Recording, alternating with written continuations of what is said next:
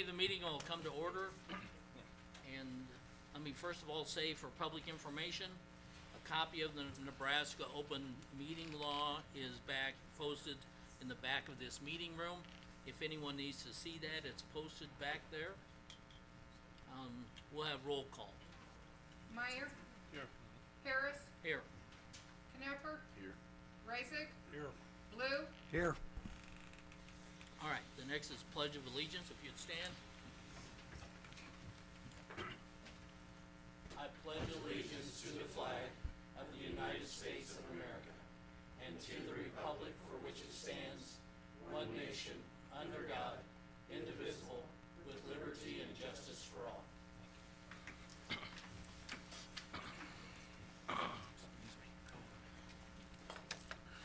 So the next item is approval of the agenda, and consider any modifications. Ms. Kelly? just, under the general agenda items, I have duplicated something that we had moved to old business. The combining of departments, I would like to just strike that from general agenda. It's already on the old business portion. Okay, so it's the fourth item down on the, second page. And so, yes, it's listed twice, and so we'll take it out at this location.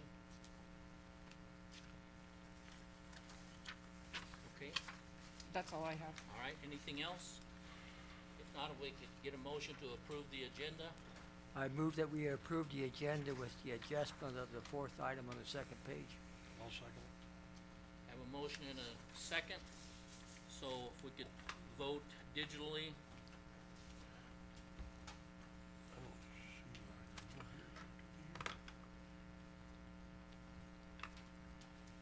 I'm assuming you vote. And you've got 5 yeses. All right, so the motion carried. The next item says the board reserves the right to enter into a closed session if deemed necessary. In rare instances, we sometimes have had a situation where we, in the middle of the agenda, need to go into executive session. We don't know of any of those things happening particularly tonight, other than at the bottom of the agenda on the second page, there's an executive session planned, and when we get to that, we'll go over that and what it's for. So just wanted you to be aware of that. The next item I wanted to do, I wanted to introduce to all of you Mr. Phil Kelly. Phil is an attorney with Douglas Kelly Law Firm here in Scotts Bluff. We have used Phil for many different special projects throughout the county. Many of the staff people have been using him from time to time. Commissioners have used him time to time. And we're in the process of considering about having a attorney represent us here in this meeting. I've asked Phil to be here tonight, and he intends to help us answer questions or whatever tonight as part of an attorney representing the county on civil matters. And so I just wanted you to be aware that that's why he's here. And I say I've invited him, and I did personally, but it was of the recommendation of all the commissioners as far as that goes. So we appreciate you being here tonight. Thank you. Okay, so the next item is the consent agenda, which includes the minutes, remittances, correspondence, claims, and possible other items. Would anyone like to consider an item separately?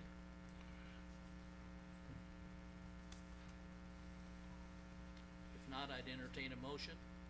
I move that we accept the consent agenda. Is there a second? I'll second it. We have a motion and a second to approve the consent agenda. Let's vote.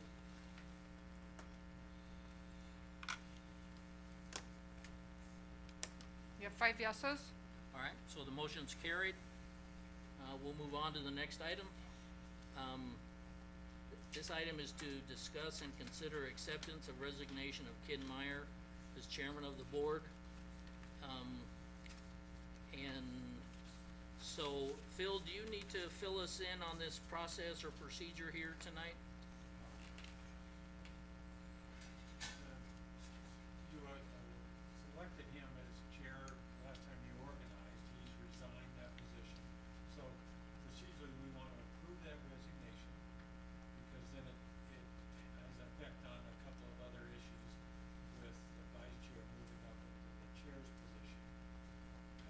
We'll sign checks and act in that position, so. The statute says that a resignation like this isn't effective until it's approved. That's why you need to have a Need to do motion it. second to approve. Okay. All right. So, Ken has, told us at 2 meetings ago that, he, wanted to resign from the position of chairman.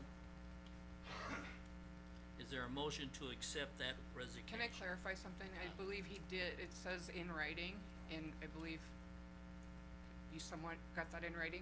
Didn't we accept that already? No. No? Okay. No, I don't think we accepted it, and I don't know that we've put it in writing.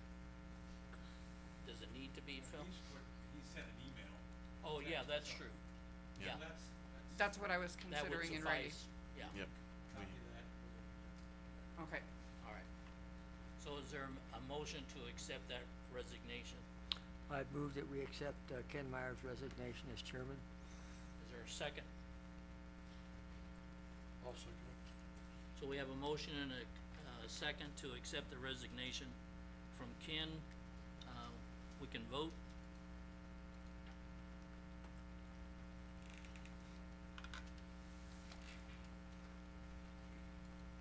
You have 5 yeses? Okay, so the motion's carried. We'll move on with the next item then, the reorganization, and appointing a vice chairman of the board.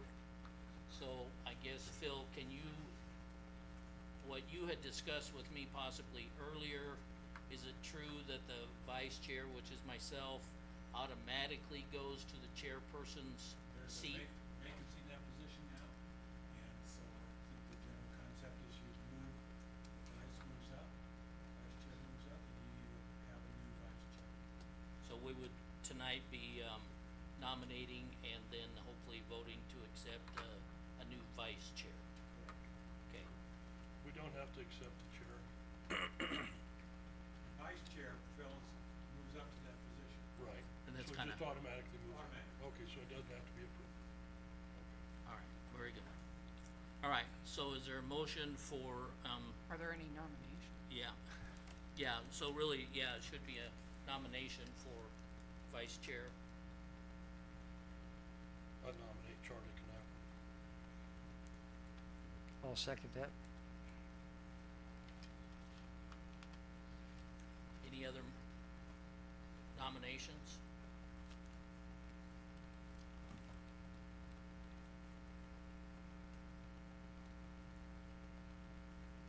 So, would it be appropriate then for me to move for nominations to cease? And that, They go, folks often do that. yeah, and, that Charlie be, And then it's a motion to have that. yeah, okay, what he said. I'll make a motion,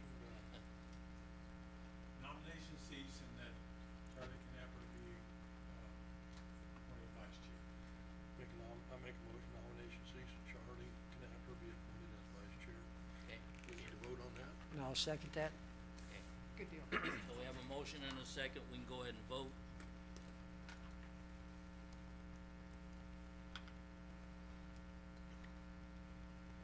Mark, Sorry, that's okay. And you have 5 yeses? alright, so the motion's carried. So we have, those items out of the way. We'll go to the next one, discuss and consider approval of authorizing new chairman to sign checks and signature card at the bank. There's a statute that says the chairman has that authority.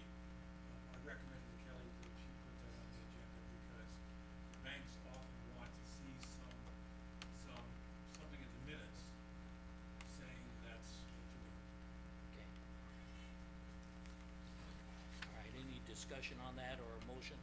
I move that we approve the authorizing of the new chairman to sign checks and signature cards at the bank. Is there a second? I'll second.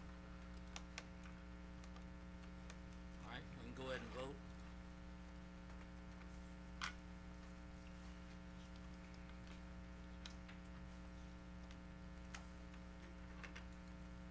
And you have 5 yeses. Alright, motion's carried. Alright, we'll go on the agenda. This is the Board of Equalization. We need a motion to enter into Board of Equalization. I'll make a motion to go to the Board of Equalization. I'll second. Have a motion and a second. Let's vote.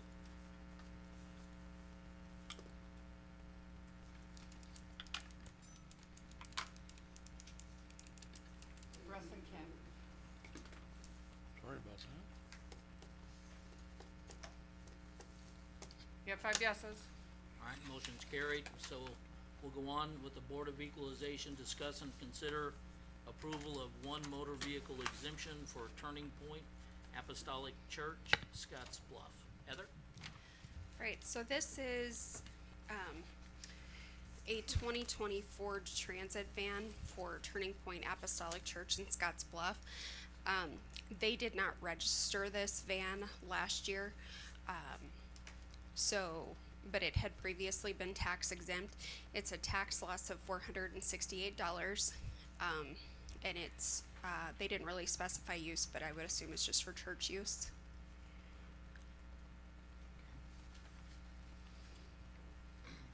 And, you said they were exempt before.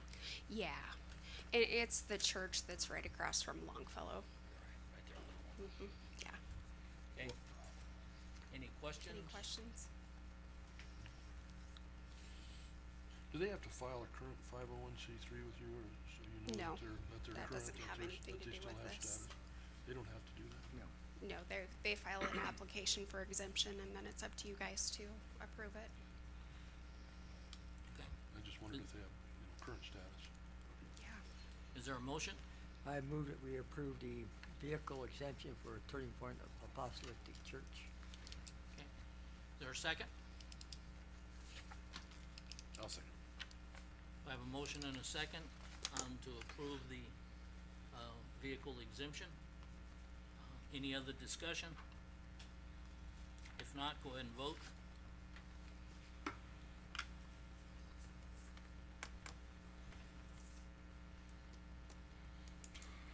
Ken. Didn't take it. Okay, you have 5 yeses. Alright, the motion's carried. Go to the next item, discuss and consider distress warrant resolution. So a couple weeks ago, when I was up here, I brought you a list of what we returned from the distress warrants, from the sheriff's office with everything that they had collected. After I presented that list to you, there was a list of about 10 parcels that I would recommend that we strike the taxes on, and probably about 10 more that I would recommend that we reissue the distress warrants on. The total tax amount to strike would be $1,686.34. And should you want to do so, I do have a resolution to present. And most of these are property demolished. I've given you a list of everything, and it's the second half of the list. They're mobile homes that are gone, or personal property that the business is gone and there's nothing to attach and try and resell. We can, later on down the line, if something were to come back, we can try and go back after and recollect those taxes, but most of these would just be gone. Most of them are mobile homes, actually. So, am I understanding, you need to redo something on this resolution? No, then? I need to present the resolution. So, This resolution. yeah, so I've given you a list. This is what I would be striking This is with the this list. resolution. Yep, the second half of the list. Okay, Do you want me to read the resolution to you? oh, it's fairly short, let's just do it for the audience, so. Okay. So whereas the county treasurer for Scotts Bluff County, Nebraska has submitted a list of personal property taxes that appear uncollectible from the distress warrant return of the county sheriff of Scotts Bluff County, and whereas this list contains taxes that are delinquent for the 2022 and prior years, and the treasurer has used due diligence to collect them, and whereas the Board of County Commissioners has reviewed this list and marked the taxes they wish to be stricken as required by law, be it therefore resolved that the county treasurer of Scotts Bluff County is hereby directed and authorized to strike said personal property taxes so noted from the tax roll of Scotts Bluff County in accordance with provision of 77-1738 revised statutes of Nebraska 1943 as amended, approved this 19th day of August. I guess I need to change the date on it, but Yeah, I didn't even see that. because we tabled it, so it'd be the 3rd of September. So you're just gonna go ahead and change that date on that copy and, Yeah. yeah, okay? So we have copies of the resolution that she just read with the new date at the bottom of it, of today's date. Is there any Does other anybody have any questions? questions on that? Yeah. We had, she had presented these items a week or two ago. Oh, yeah, beginning of August. Yeah. All right. If not, we have a motion to approve the resolution. I move that we approve the, resolution with, approving the distress warrant list. Okay. So do we have a second? I'll second. We have a motion and a second to approve the resolution. Let's go ahead and vote.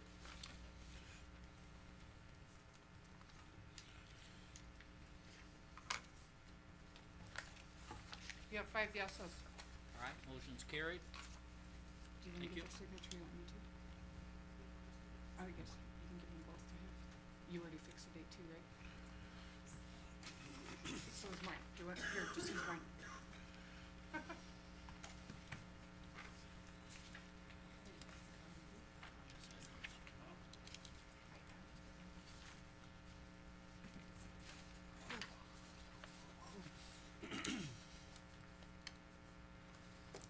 All right, so we'll go to the next item on the agenda, which is receive tax list correction.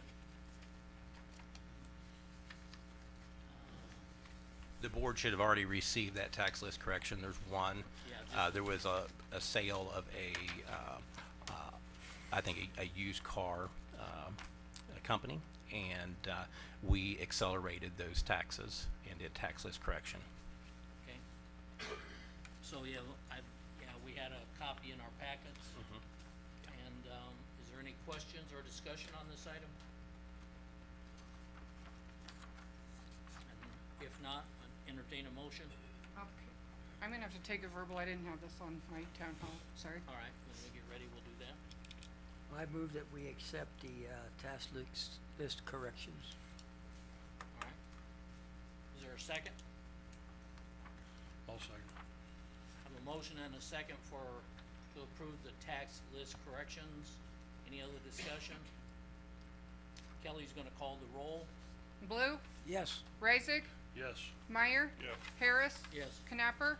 Yes. Okay, motion's carried. So we'll go to the next item this evening, which is, property tax, protest hearings. This year they were spread out a little bit, and we have 3 more to do, I guess, for the end of, the year. So, in any event, the first one that I show is for Cargiles. You're here, good.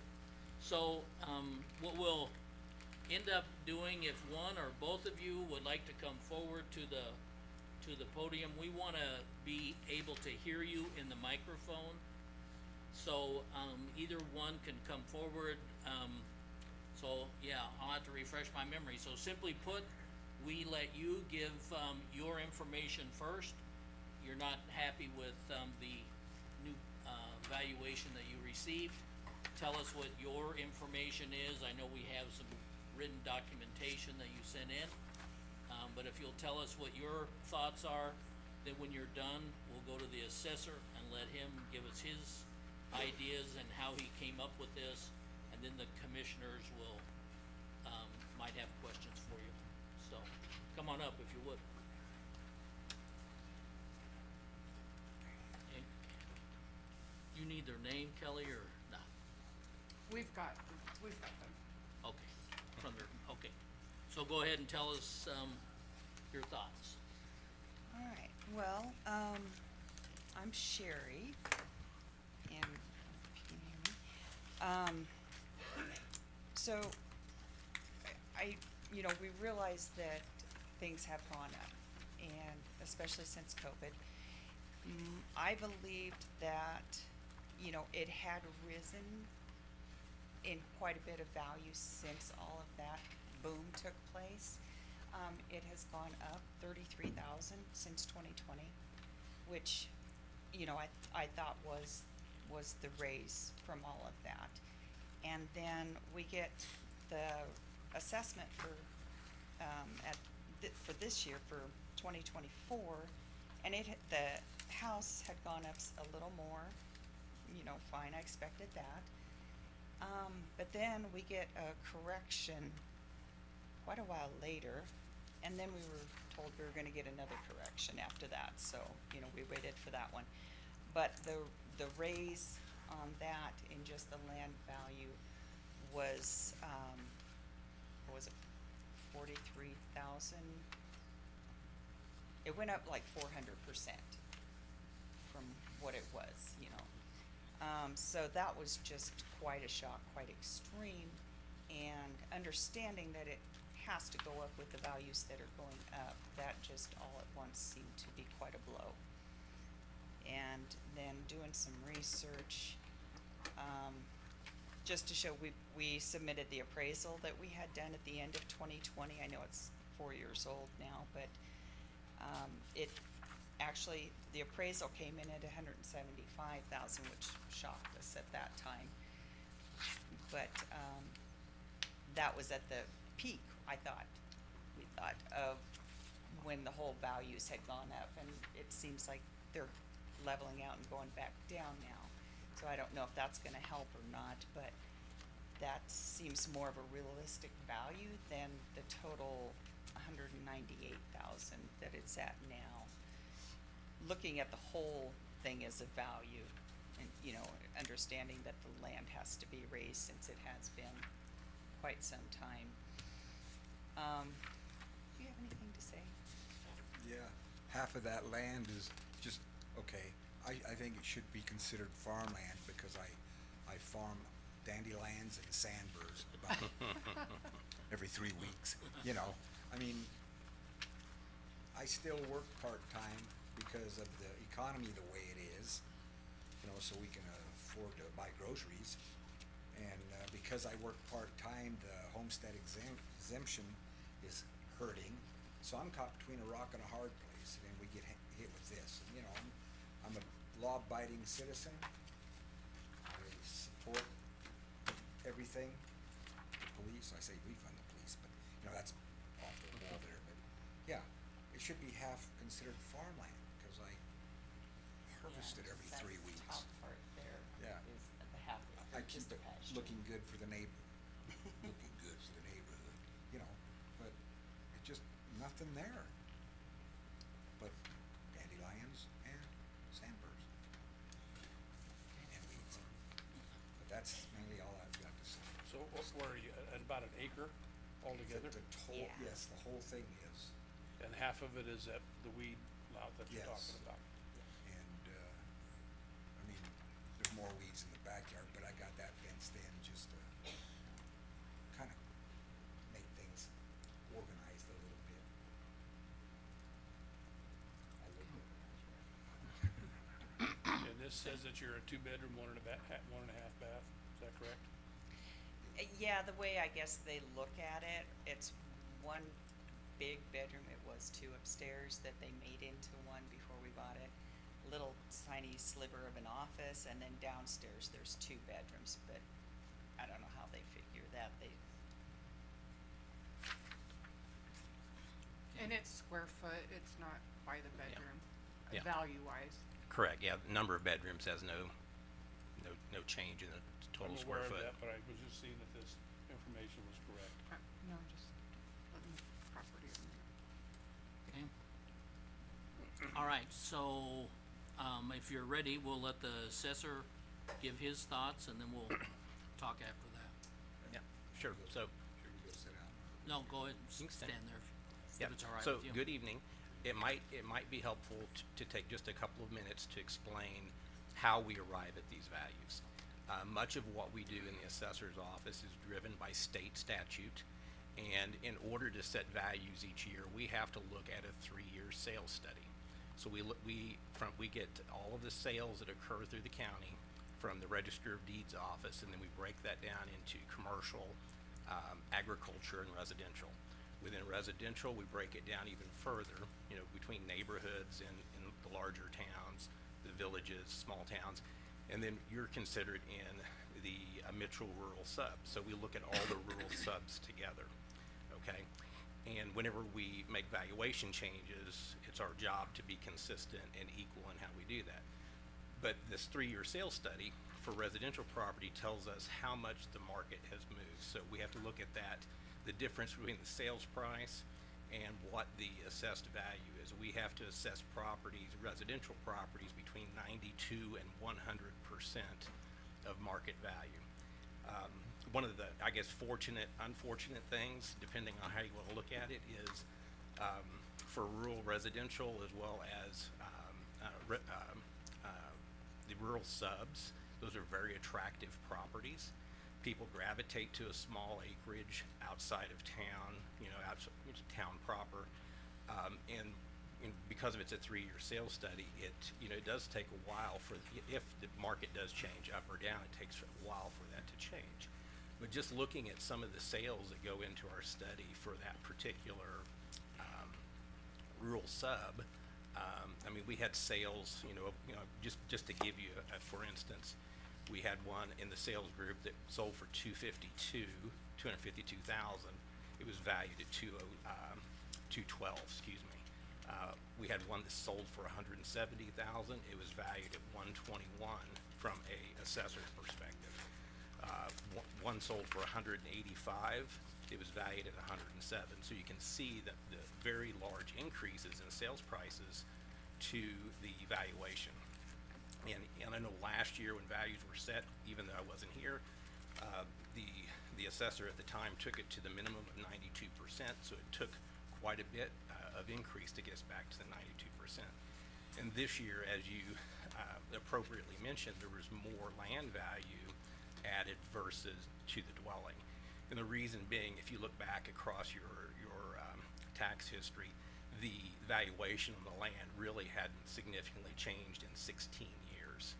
So the state looks at that and has guidelines around land to building ratios, and we made a correction this year, and rather than putting a much larger percentage towards your dwelling, we took land values up.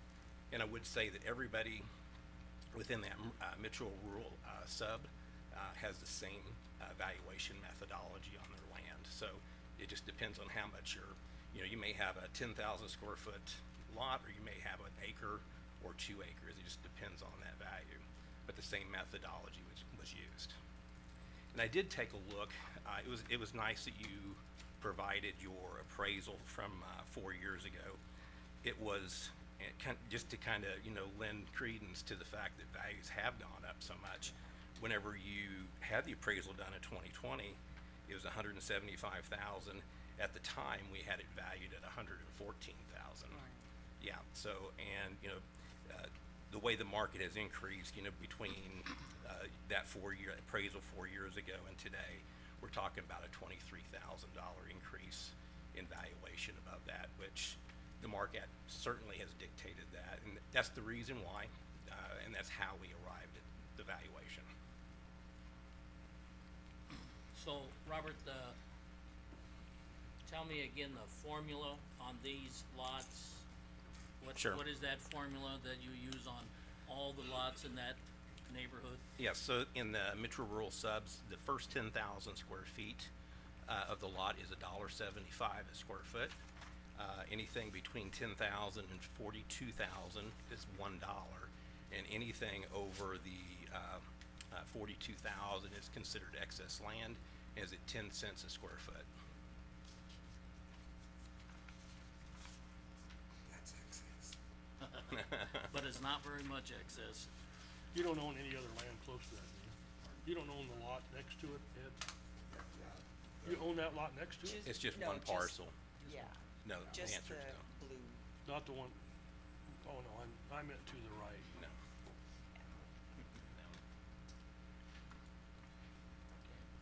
If I owned that, I guess I'd be a millionaire. Well, no, cause it'd be 10 cents a square foot on all the rest of that. So we'll let, That could be combined. yeah, the commissioners, if they have some questions for you or thoughts, we'll let them discuss things.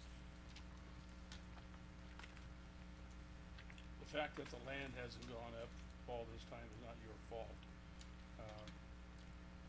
And that's quite an increase from 6,000 to 49,000.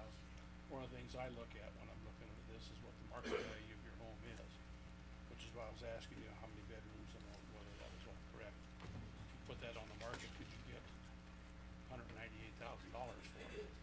But I don't think so, in my opinion.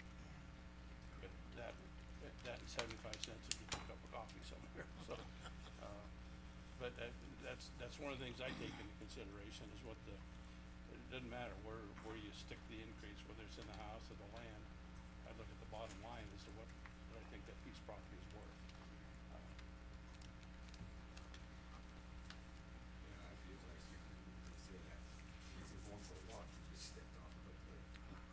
Well, and rightfully, in 2020, stuff was out of sight. I mean, things were selling for sometimes twice as much as what they were valued at. If somebody wanted it, they paid whatever the price was. We had a big influx of out-of-state buyers that were coming in and buying a lot of stuff way over market value. Yeah. And that affects somebody like yourself that doesn't have it up for sale. But now you've got a piece of property that's gonna be taxes on $200,000. And that's why we've done this appraisal when it was, maxed out, because we needed to do some maintenance big time. Right. and the lower the Lower interest rate. So we refinanced it so we could afford to get the. But back in those days is where everything was double the price, literally, in a lot of cases. Fall down. So it's not a good guide, it really isn't. It doesn't necessarily mean that property is worth that, that's just what somebody's willing to pay for it. Yeah. And that's the sad part. So, my numbers show that you purchased it in '01 for $84,000. Then you had this appraisal done in December of 20 2020. at 175. Then I realize, I think what the assessor's saying is that, he does sales studies for the previous 2 years' sales based on your area, so to speak, your neighborhood. And, those percentages have went up, and that's one of the reasons why the building went up what it did.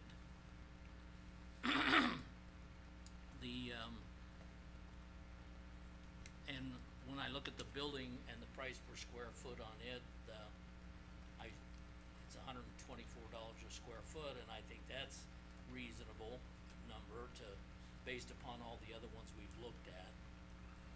But, the land cost is what's coming back to bite you a little bit. And so, Robert, my normal question of, have we looked at everything on the building side of things? And do we have anything there that we can help with? Yeah, we did a desktop review on this, and I don't see that we have any recommended changes whatsoever to our initial evaluation. Okay, My motion would be for $175,000.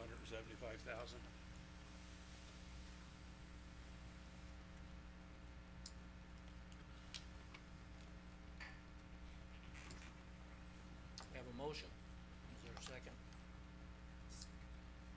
So the motion's gonna die for lack of second. The 175 was for the appraised amount. willing to, be a little less based upon, Excuse me. some of the information I'm seeing here. But it was 175 in 2020, and certainly we've had some increases since then.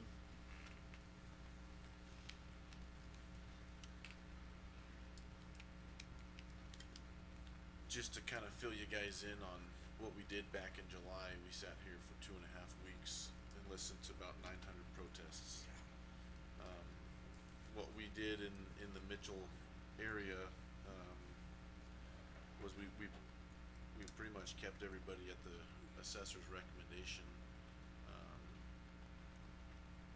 I don't think the board is, happy with the way that land has gone up. But as we sit here, we are the Board of Equalization, and we're here to make sure everyone's treated equally. And due to the decisions that we made on many parcels back in July, I feel like we need to go with, the assessor's recommendation here. However, Mark mentioned that he was, thinking maybe a little less than that, but more than the 175, I'm not quite sure where he was gonna land there. But if we do go less than the assessor's recommendation, that dollar amount will be good for only 1 year. And then it's going to automatically bump up to the 198,735 for the next year. And then any changes will be based on that 198,735. And so if the value of, if his sales study shows that values have come down, then your property will come down. If his sales study shows that values have gone up, it'll go up from that 198,735. What we have asked many people to do is get another appraisal done, and we can use that number as the new basis. That way, if there is any change based on his sales studies, it'll be based on that appraised number. But if we go with a board number that we pull out of,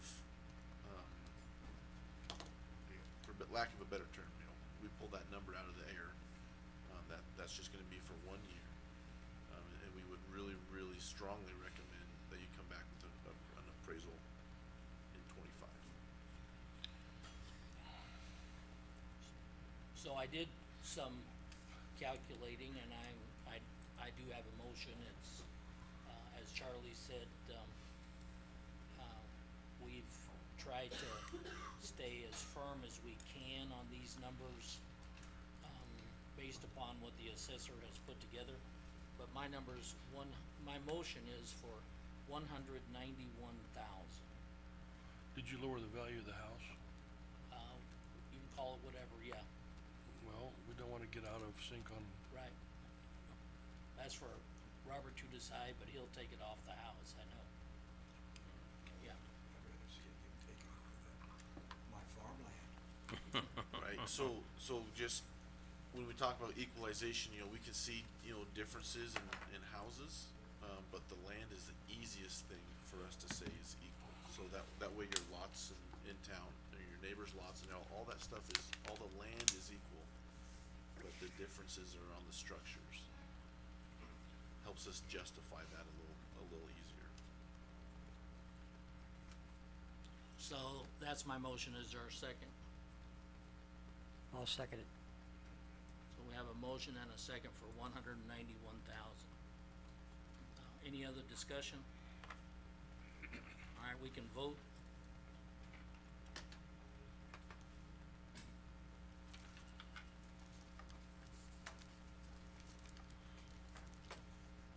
You have 3 yeses, 2 noes, noes being Reisig and Meyer. Okay, so the motion's carried, so it'll be brought down to 191. You got a little bit, but it's still up there. Okay, thanks for coming in. Thank Appreciate you. it. Appreciate what you guys do. Okay, the next one on the list is for Mr. Bott.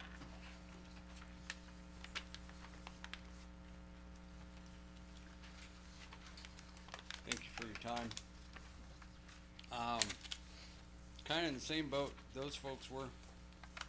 Got a valuation in May. Went up, about 10,000, which seemed reasonable. Slightly under, it was 9,000 something. First part of July, I get another one, which increased the land value by, almost 60-some thousand dollars, 50, whatever. Just a week, 2 weeks later, I get a third one, which the land value came down, but not by a whole lot. Instead of being 63,000, it was 50,000. Okay, and change there, so not quite $13,000. That was quite a blow. The building value went up from 193 to 202. So, you know, we're looking at a 640% increase on just the land value. That seemed a little ridiculous to me. So, just looking through some things, I was unable to get an appraisal in time for this. By the time I got the third one around, made some calls, they were busy. So that was, you know, I don't have a current appraisal on my property. But going through the University of Nebraska Center for Agriculture and Profitability had a study that they do yearly. The 2000 Nebraska study showed all land value. Now this is farm land, so maybe that's valued differently. Although with farmland, I can use that to make an income, generate profit off of my 1 acre. I'm not able to do that. All right. And it valued land at an average through Nebraska at $4,015 an acre off of that study, which was a 5% increase on average over 2023. Scotts Bluff, our region in that study, only went up 3,000, or not 3,000, 3%.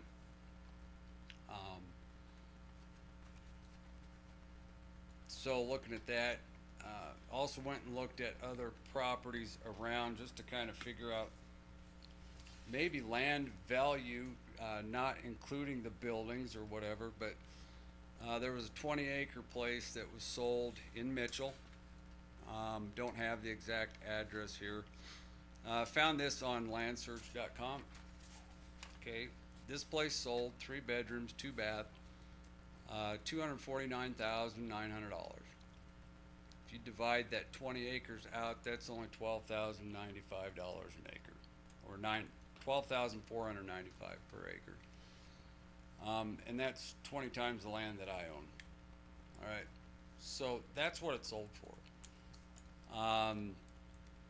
Asking price on another property in Morrill, okay, 10 acres, they're asking $90,000 for it. This one I don't believe had any buildings on it, so that's $9,000 an acre. I guess that was Minutair, excuse me. In Morrill, there was 1,046 acres, has a creek running through it, pivots, farm ground. A lot nicer buildings than I own. All right, and they're asking $8,750,000 for that. You break that down, that's only $8,365 an acre. Okay. Now, asking price and sales price are 2 different things. I can ask anything I want for mine, but the real value isn't until somebody puts some cash down. So I find it kind of hard to swallow to some degree. You know, while other properties are selling for X number of dollars, we're going to average that out. until it's actually sold, the value's not completely realized. You know, it's unrealized gain, technically, and that doesn't get taxed. You know, your retirement accounts, you don't get it taxed on unrealized profit, not until that's cashed in. So I would kinda look at real estate, kinda the same thing. A lot of people use that as an investment. But,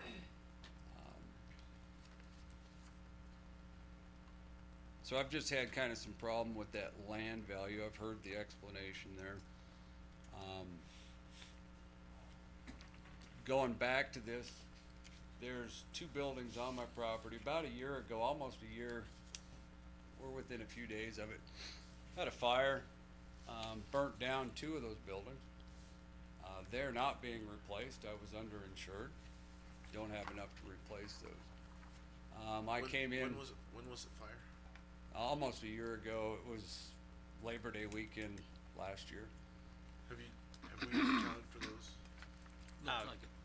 They just came out, so I came in like a couple weeks after the fire and said, hey, I need these taken off. I don't wanna be taxed for these 2 buildings. They said, well, we have to send somebody out. I said, that's fine. Got nothing to hide. They're burnt down.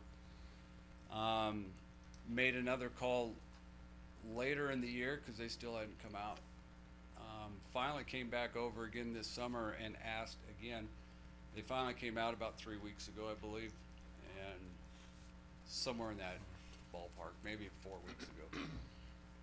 And did take a look at those, but that was after the 3rd, valuation. So do you have any outbuildings now at all, Corey? Or What's that? Are there any outbuildings on the land at all? The or one is it just steel a- building in the back there, the 40 by 50. Yeah, that one's still standing, but the, smaller shed and the garage are gone.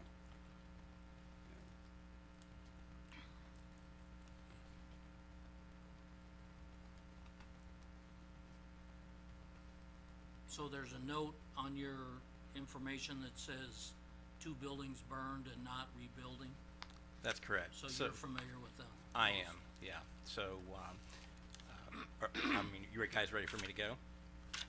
Is the board ready for me to I go? think so. Are you finished, for right now, Corey? Oh, I could say a lot more, but yeah. Should we let him Yeah. tell his story, and we can come back to you if we need to? No, that's Right. fine. Yeah, so, Mr. Bott has indicated that under the previous administration that he had contacted the assessor's office.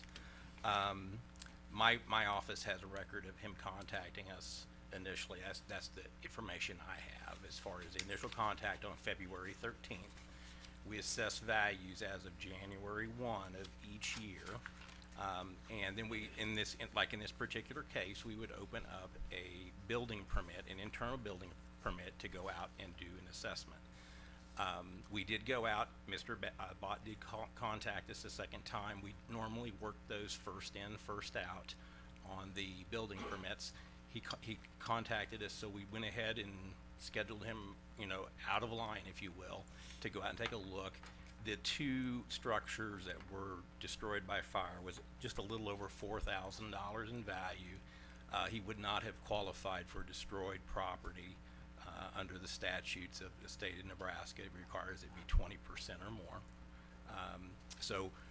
This has been processed, and as you noted, Mr. Harris, in our system, that shows up on the property record card. That will be rolled for 2025 values, since we were initially notified on February 13th. I can't take it off unless I have information proving that it was done before January 1. Not saying you're lying to me, but if I don't have any proof by statute, I can't take it off. Well, proof It would is be in the the burden fire of the call that- taxpayer. from the fire departments that came out. I mean, Did you provide that information to us? other The than burden of proof is on pictures the of it. taxpayer. whatever, but I mean, it would be on their record. I didn't realize I needed that. Where did the $4,000 come from? Those two outbuildings, 4,265 That was your value? value correct? based on the You'd assessed value. indicated that you were underinsured. Did your insurance company say that they were worth more than what the assessor's office is saying they're worth? They didn't give me a total value on it, they were totaled out. Some of what I received in payment was also for the damage to the house, siding, roof, that type of thing. They didn't give me an actual value of the building, other than they just said, you're probably not gonna get these replaced because you're underinsured. So, you know, there was other things that they had paid me for as well that was just property related, trees. And how big were the buildings that were burned down, Corey? The ones, that one right in the middle where the, numbers are crossed, that was probably 30 by 40 by maybe 20-ish. I don't have exact measurements. The other one was a smaller building that was probably, 10 by 10 maybe. It's just a small tool shed, Yeah, kind of. chicken Okay. coop. But the other one had doors on it and was a shop or whatever? Yep, it had, garage door on one side, swing out doors on the other. In fact, my restored truck was in there, uninsured, unfortunately. $75,000 pickup that's just gone now. So, it's one that my dad had given me. So, So, I might have a question. So, you're saying that the 4,000 is what you had it valued at in the assessment? That's correct, prior. $4,265. And you took all of that off, or going to in For this next year? 2025 valuations, since we were Okay. notified after So January 1st. that's what we had it valued at, and you gave them everything that it's totaled out for next year? Correct.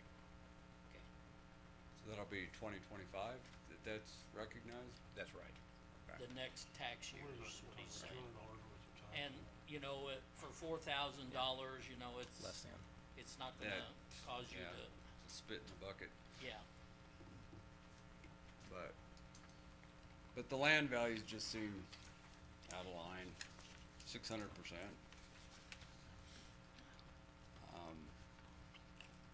And I think, Charlie's explanation of that Yeah. and the thing of the dollar amount per square foot on the land is the same with each one of your neighbors. Using that same formula as this formula is identical to the formula that the Cargiles just had. Correct. Yeah. And, so, yeah, but your lot is a little bigger, so your price per square foot averages out a little less because you have more of the 10 cents per square foot. But certainly we should say that you did bring up several, comparables of ag land. And these are rural residential, I think, rural Right. subdivisions. Rural We subdivision. call them. And, because they're platted subdivision there, and that is certainly calculated totally different than ag land. And when it's officially ag land, then, you know, it's, 75% rather than 93%. Right, and thank you Of for bringing actual. that up. I was just waiting for the right opportunity to say that. While I don't have the parcel numbers on the 4 examples you gave, it would appear that they're probably all either pure agriculture or a farm site or a home site on rural residential. They are valued completely different. We look at agriculture between irrigated land, dry land, and grass, and those values are further delineated by soil types. You know, some of the dry land, the lowest price or valuation on dry land is $450 an acre.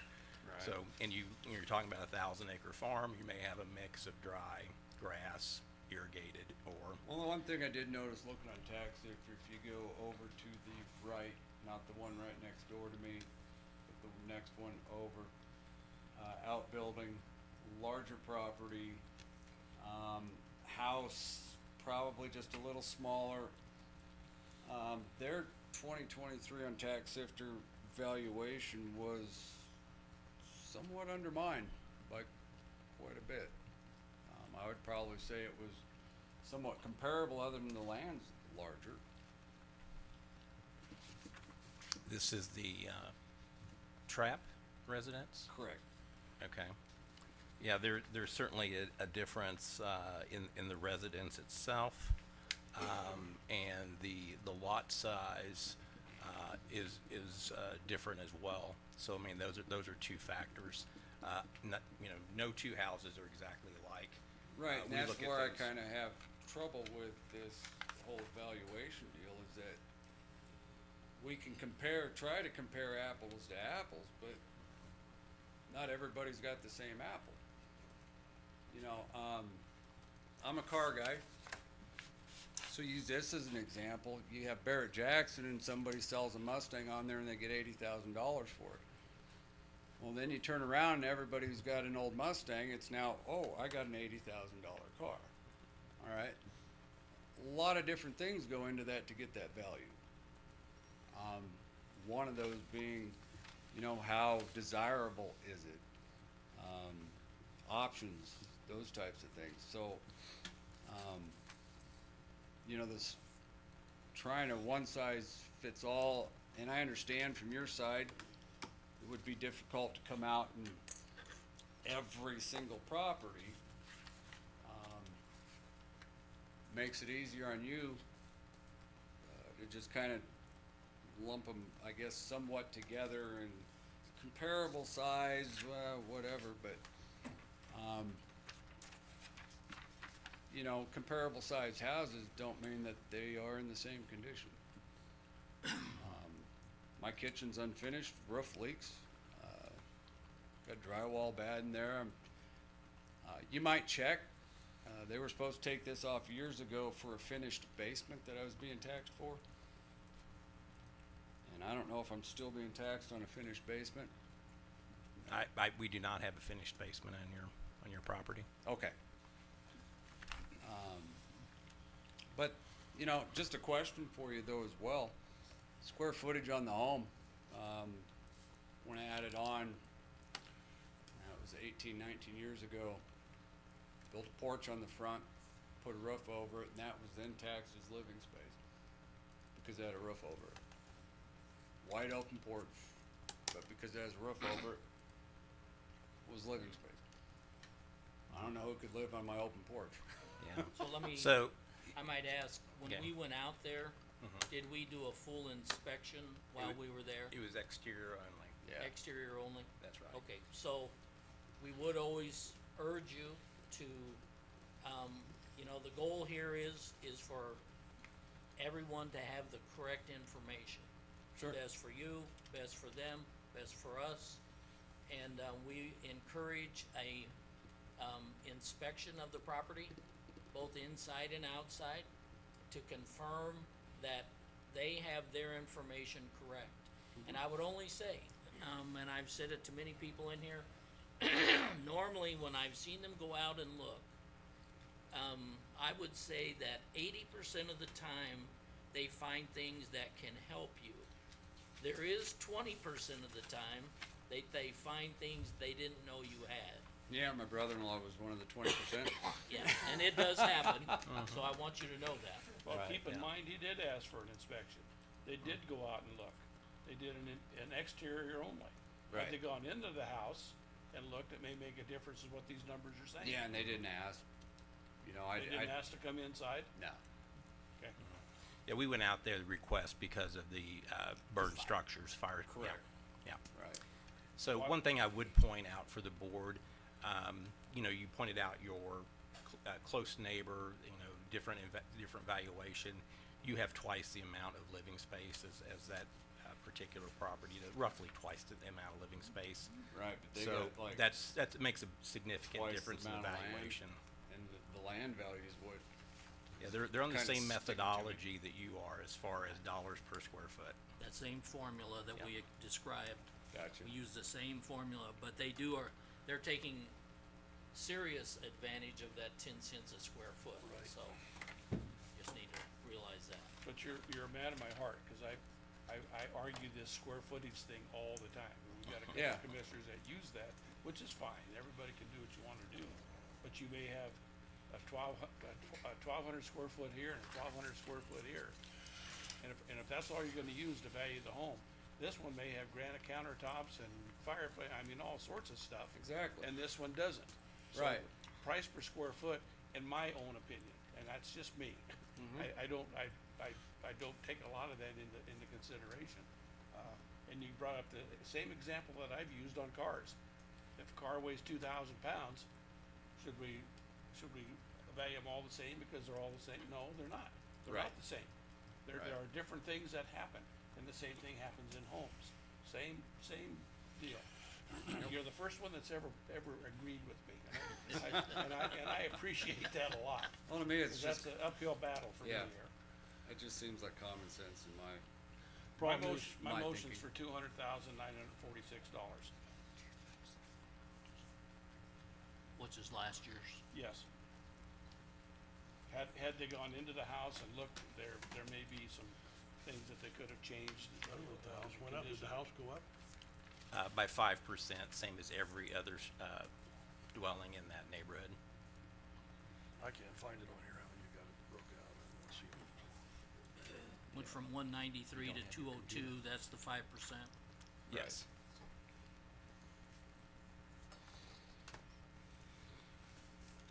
Doesn't look like I'm gonna second to the motion, Corey. yeah, I So, figured. and so we don't have a second, so that motion dies for lack of second. Any other thoughts? And I'm assuming, Robert, you've looked at everything we can look at on the building?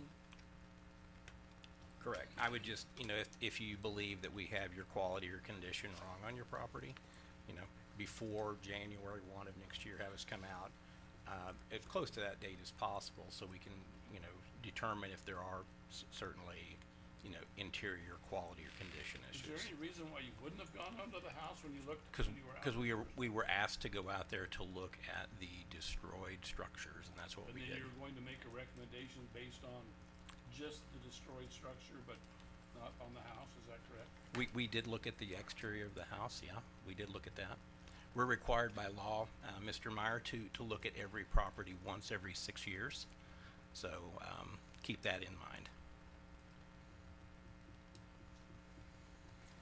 And some people allow us to come in, some don't, but you said you would have. Oh, yeah. And so I think that's important that if you're cooperative in the process, then that goes a long ways with the 5 of us It normally. appears that they asked him to come inside. Is that correct? No, they No. did not. I mean, did you ask them to come inside? No, I didn't even think about that Yeah. at the time. So, It may have made a difference here, I don't know. yeah, I don't know. One question I think Mr. Knapper addressed that was, we're sitting here on possibly a housing bubble of prices being up here. If values come down, I would sure as heck hope the valuation and taxes come down. They'll follow it down, but they're on a 2-year appraisal. It's actually 3-year sales study for residential. 3-year? And, yeah, I'm required by law, as that's, whatever that sales study proves out, I have to, at a minimum, value residential properties at 92% of market value, between 92 and 100. Right. So, over time, if values do go down, we don't really see that very often. There could be decreases, absolutely. It all depends on the market prices. We did have 1 or 2 neighborhoods that went down this year. And we had a few that stayed flat based on the sales study in those neighborhoods. So it does happen, but, we all know that overall, the, values go up over time. And, rarely are there may be a little dip but they're going up over time in almost every case, and we want them to do that. But hopefully if everyone's went up the same percentage wise, we would still all be paying the same tax. Right. It's when ours gets raised differently than others that hurts, because then we pay a little bigger share of, a tax. Gotcha. So we've had a motion and did not get a second. Do we have any other motions?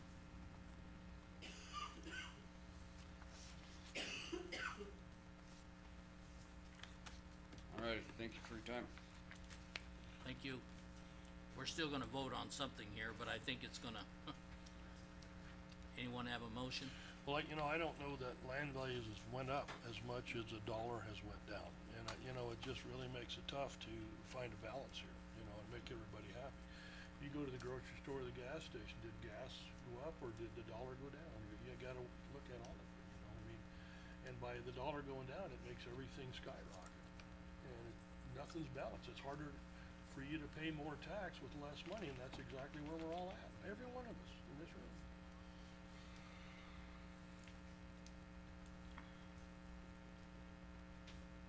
I make a motion to go with the assessor's value.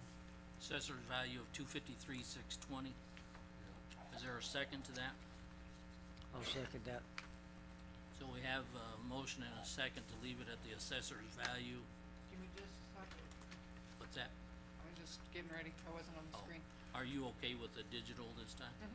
All right, so we can go ahead and vote. Well, I haven't opened it yet, but now you can.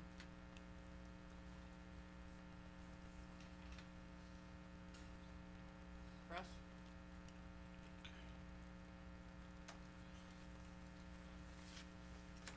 We've got 4 yeses and 1 nay from Meyer. Okay, so the motion carries, and, it'll be the 253,620.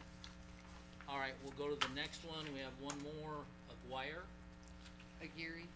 Aguirre, is that right? Sorry. Come on up, and you've heard what happens here, so go ahead and give us your side of things, and then we'll, go from there. Well, it's very similar to what you've already heard, but, I just have a couple different questions. So, I too received 3 valuations. 125, 238, 165. And so the values changed significantly on the house and on the, or the, improvements and on the land. And the, square footage on the residence versus the acreage that were allotted for water doesn't match. So I just wanna share that my feeling about that is, I don't have a lot of faith in the numbers when there's this much change going on. We've been there 12 years. We've never had 3 evaluations in 1 year. We've never had them change like this or this drastically. And when we asked about the second one that we got, she told us that, for some of the properties, they've begun to evaluate them by square footage instead of by acreage, and ours has always been valued by acreage. So I called, all of our surrounding counties to ask them if they're doing that also, and they are not. All of their rural properties are being valued and taxed by acreage, so I was wondering if you could share with us how, that decision was made or why it was made. And if it was unilateral or we weren't given some notice of that. Sure, Yes, and the that's a good assessor. question. That's a good question. And I would say that your statement is accurate when it comes to rural residential properties. You're in a rural subdivision. It just so happens that you do have a very large lot. And in the rural subdivisions, the majority of the properties were valued on a per square foot basis. There were some random lots out there in these subdivisions that were based on a per acre basis, and they were not equalized. So my office equalized those by putting all of them in those particular neighborhoods, if you will. In yours, it's the Mitchell Rural Subdivision, that we put everybody to the same per square foot value. It's not that we just willy-nilly changed yours or a few other individuals' property from a per acre to a per square foot. We found it was not equalized, and what we did actually equalized it. So the other counties, are only using the square foot for in-town residences, not for any rural residences, so why are we doing that? I can't speak to what every other county, there's 93 counties in the state, even the ones close. I can tell you that the assessor's office do value properties on a per acre basis, and on a per square foot basis, and it depends on a number of factors. In our case, our rural subdivisions as well as within the city limits are all being valued on a per square foot basis. We're consistent. And you know, we're not charged with being consistent with Morrill County or Box Butte County. Correct. Or any others, right? So is this only a Mitchell rural subdivision thing, or No, are all we- the are there all the also- rural subdivisions are being valued on a per square foot basis, and they have their own neighborhoods. So you have Northeast Scotts Bluff, you have Mitchell Rural, you have Gehring Rural. So you have a number of different rural subdivisions, but they each have their own market study based on the sale influences in that particular area. Correct, that doesn't really account for the change from acreage to square footage, that's significant, so the county is making a huge gain by making all of these changes for these rural residents. Correct? You know, the valuations have gone up based on the sales. I don't look at it from any other factor other than that I have to value per state statute. Per state statute, I had to get that category up to a minimum of 92%. We didn't take it to 93, 95, 98. We kept it to the lower end. The unfortunate reality is those properties are selling, and your rural residential, your rural subdivisions, those small acreages, they are very attractive to buyers right now. They continue to be. It didn't end in 2020. We continue to see these types of sales. So were you required to convert these to, square footage instead of acreage as they've been for the past many years? The neighborhood in that particular case, the rural subdivisions were not equalized. They were not consistent. So I did equalize them. As the assessor, there are certain, 95% of what we do is driven by state statutes. Whether those are on per acre or per square foot, there are some things that the assessor can decide. But I'm charged with mainly being equal within these different sales groups. And I can say that we are within your particular sales study. Did state statute require you to use whatever formula you used on the per acre or per square foot, or was that something that you did on your own?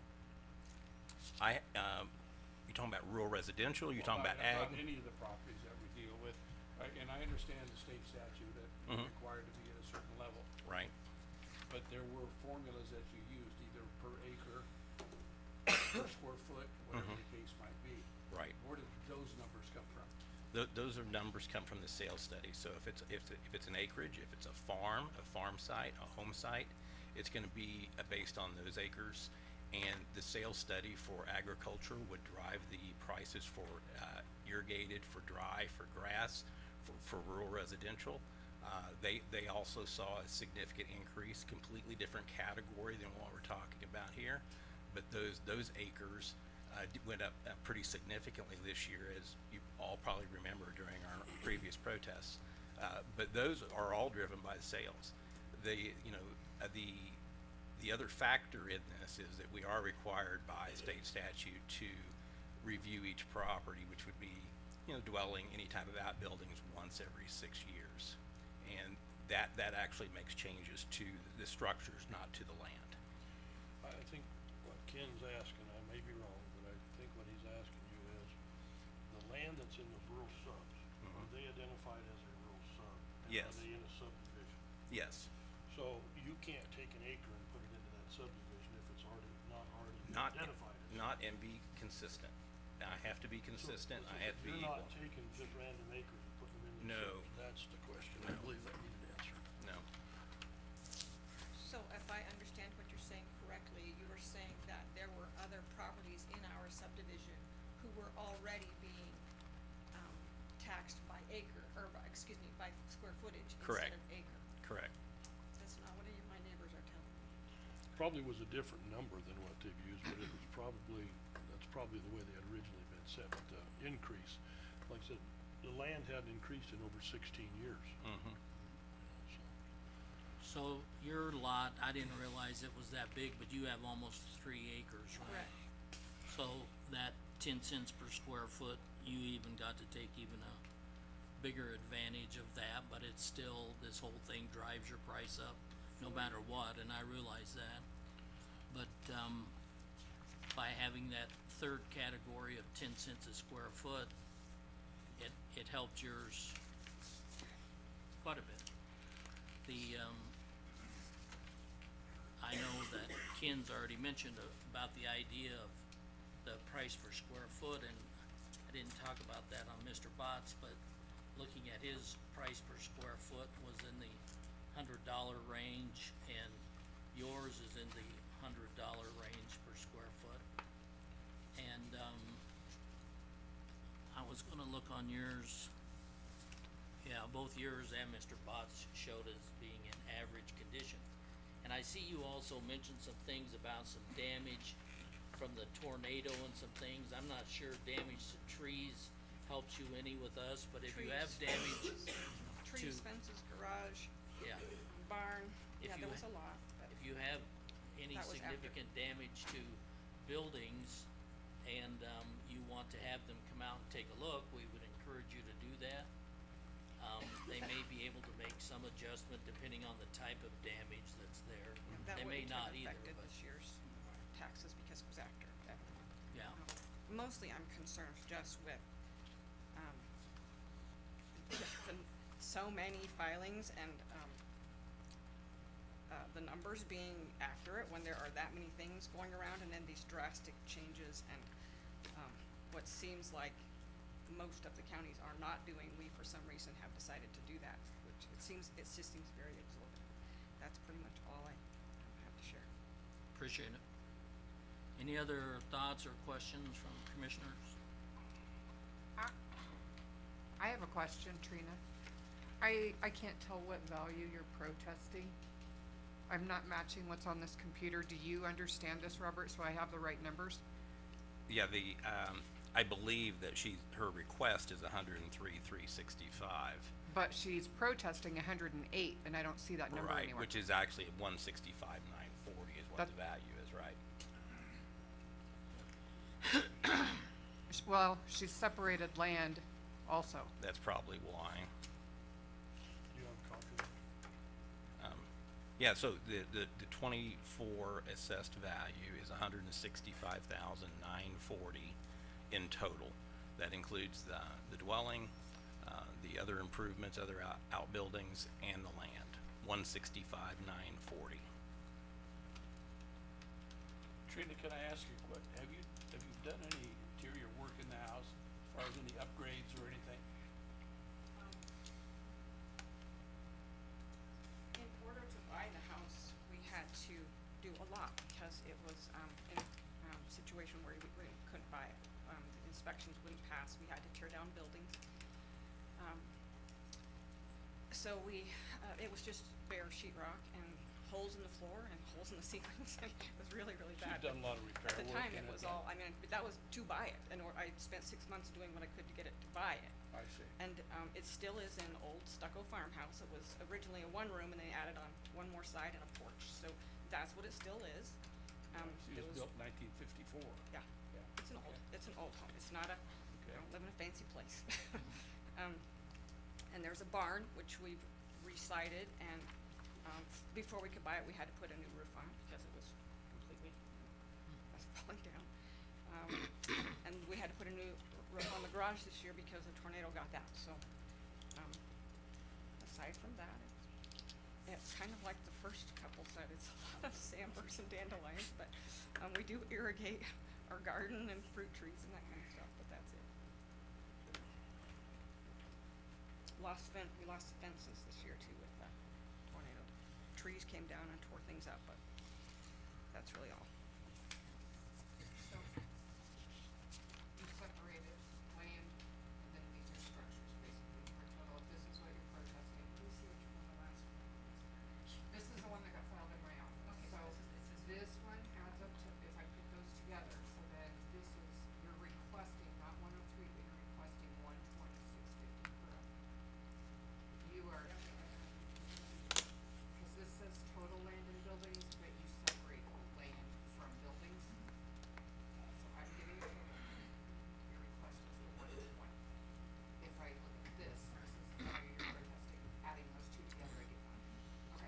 126.50 is last The year's. previous value, Right. okay, I just wanted to make sure I'm understanding yeah. what she is I requesting. was not understanding it either, but now I do from what you just said. And maybe you didn't hear on the first one that we did, Trina, what I look at is what I think the market value of your home could be. I've not been in it, so I'm doing a windshield kind of valuation. But you've got a smaller home, 1,100 square feet, 2 bedroom, 1 bath.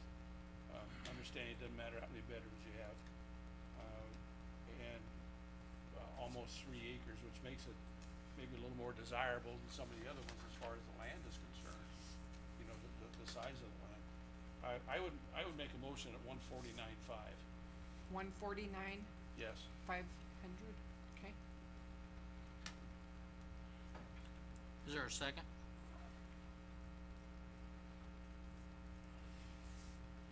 Hearing no second, the motion will die for lack of second. Is there another motion?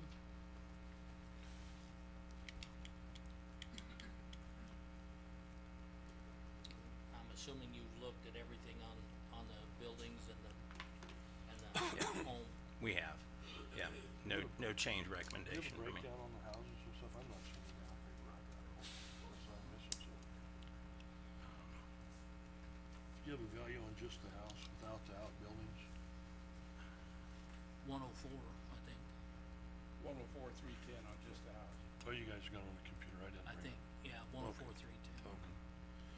So that's in the $100 square foot range. $100 a square foot? Her total square footage is 1160.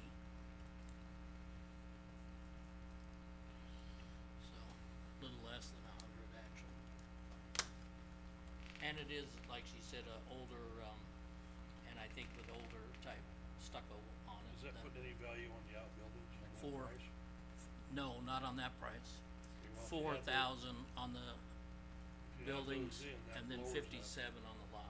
Doug, if you add those outbuildings, then it's gonna lower you around $90 or less on the house. No, I'm saying the outbuildings are not in that. They're not in the house, that's what I'm saying. Or they're on top of the house.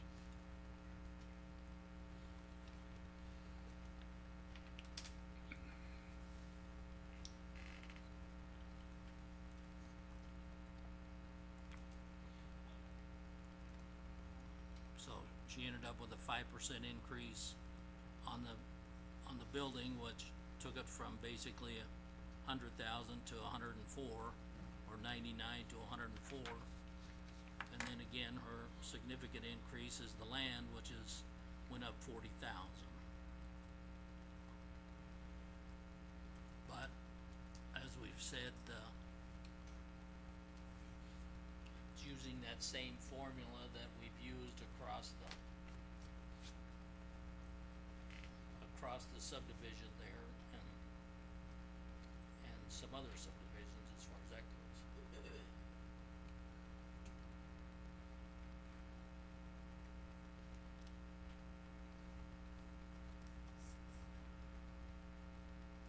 Well, and I hate to say it, but what we try and do up here many times is trying to see if we can find some kind of wiggle room or some way to make some adjustment. And but I'm not finding it either, and so my motion's going to be for the 165,940, which is the assessor recommendation. I'll second that. Any other discussion? If not, we'll go ahead and vote.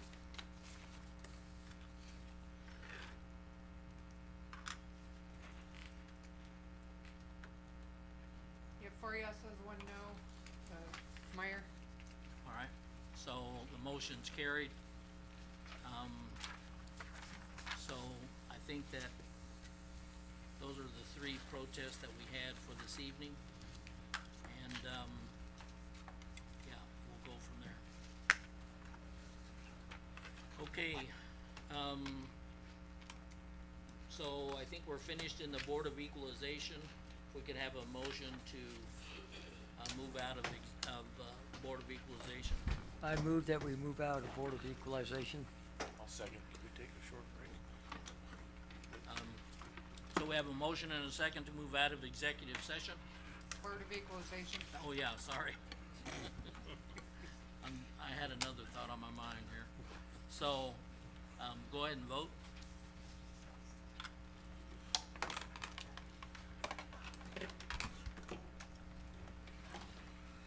Five yeses. All right, motion's carried, so we're moving out of executive session. Board of Equalization. Yeah, sorry. And we're taking a 5-minute recess. What? You sign up for me? Yep. Bye. I'll miss you, though.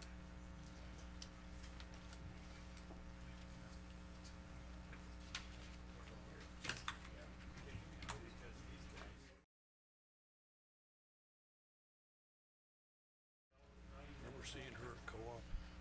Checker. She looked familiar. Yeah, she worked at co-op, yeah. Checker. Yeah, yeah. She even carried groceries out. Oh, yeah. Yeah, she was. She looks a lot older. than All right, she is. meeting will come back to order. And, we'll go ahead and go to the next item, which is Road and Bridge. Receive bridge updates. Steve? Okay, I thought I'd give you some updates on 3 of the bridges that were under construction this year. I will start with the County Road 5 bridge over by Lyman. We've been having a couple issues with some punch list items to finish that all up. The bridge has been open since April, but there's just a couple punch list items to get finished up that the contractor doesn't seem to want to do. Is this the Riker construction one? Yes. Okay. During construction, there was an irrigation lateral tube beside the site that they weren't supposed to touch. Let me get that bigger here. They went ahead and tore it out to detour water. They have yet to repair that to standards. It still leaks. They haven't put any supports under it. And that's owned by the ditch company? Yes, that is owned by Mitchell Ditch. Okay. With this project, it got to the point, I got a hold of Jack and we decided that we needed to get an attorney on board to see what we could do about that. That's where Mr. Kelly come in.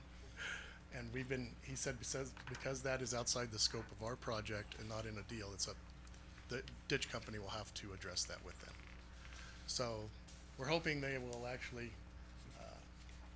take care of that issue for him.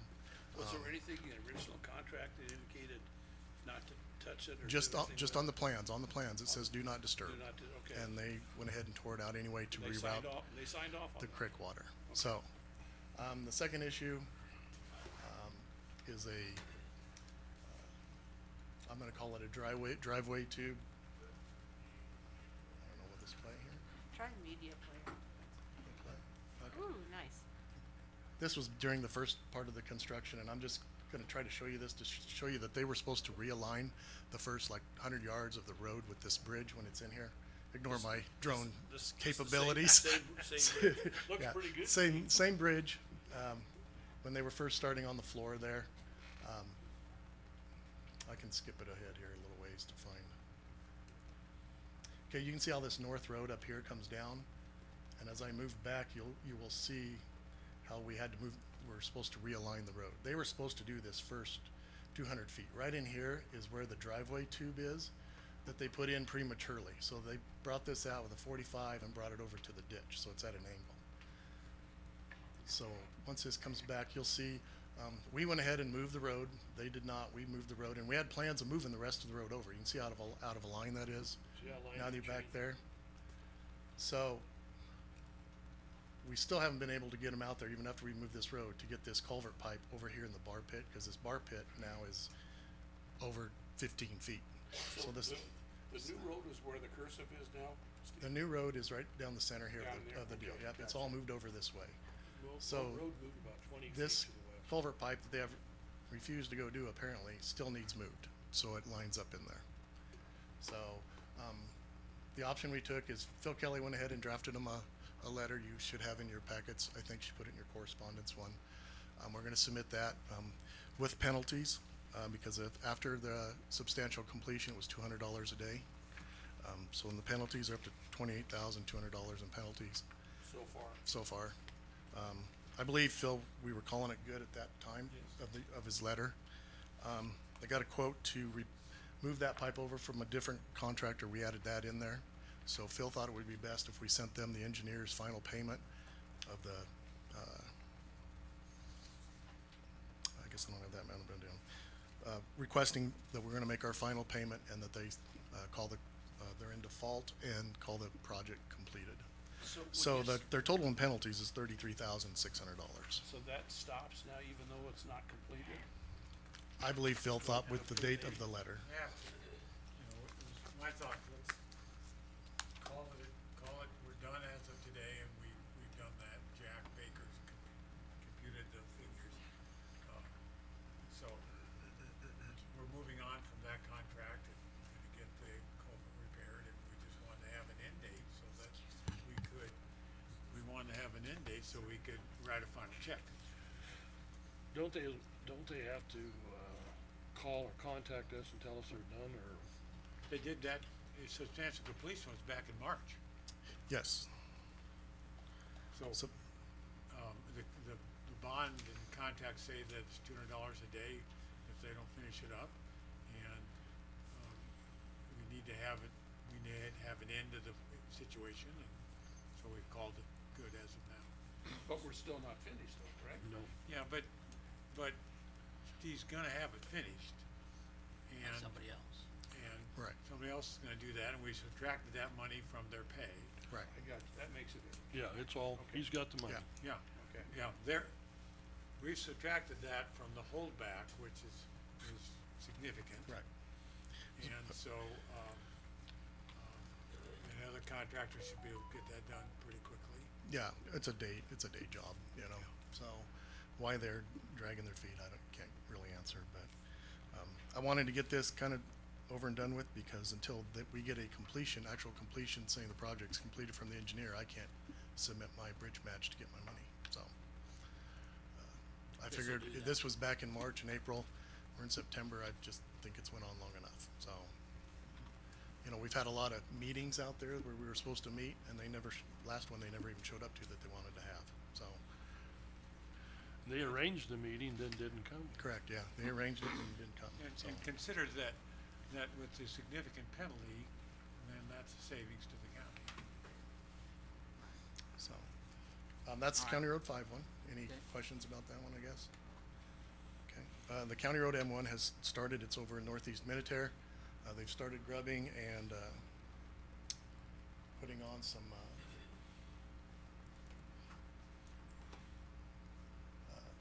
you can kinda see the grubbing in here. Where's that?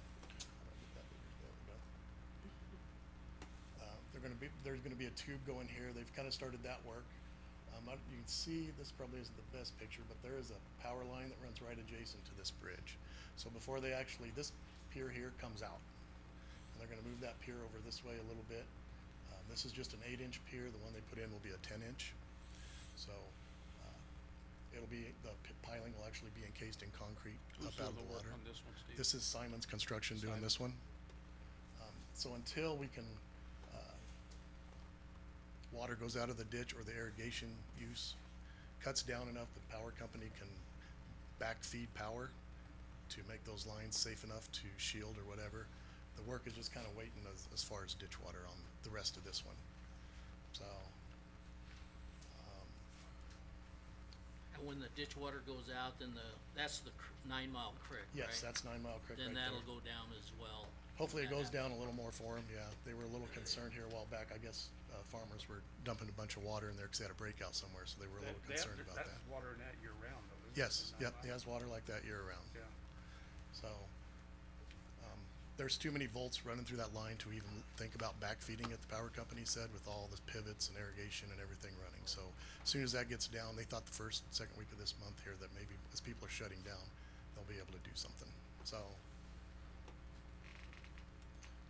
that's where that one is. Who's the power company out there? That is Chimney Rock, yeah, so, now the big one I know everybody's wondering about. So the River Bridge is where it's at, once they, broke into the joints and we're gonna replace the joints. The original plan was to, take the, joint out, the polyurethane joints out, do it like a sandblasting on the joints, clean it all up, so they call it like a white metal, and be able to treat that and then put new joints in. Well, once they got into the into tearing this apart,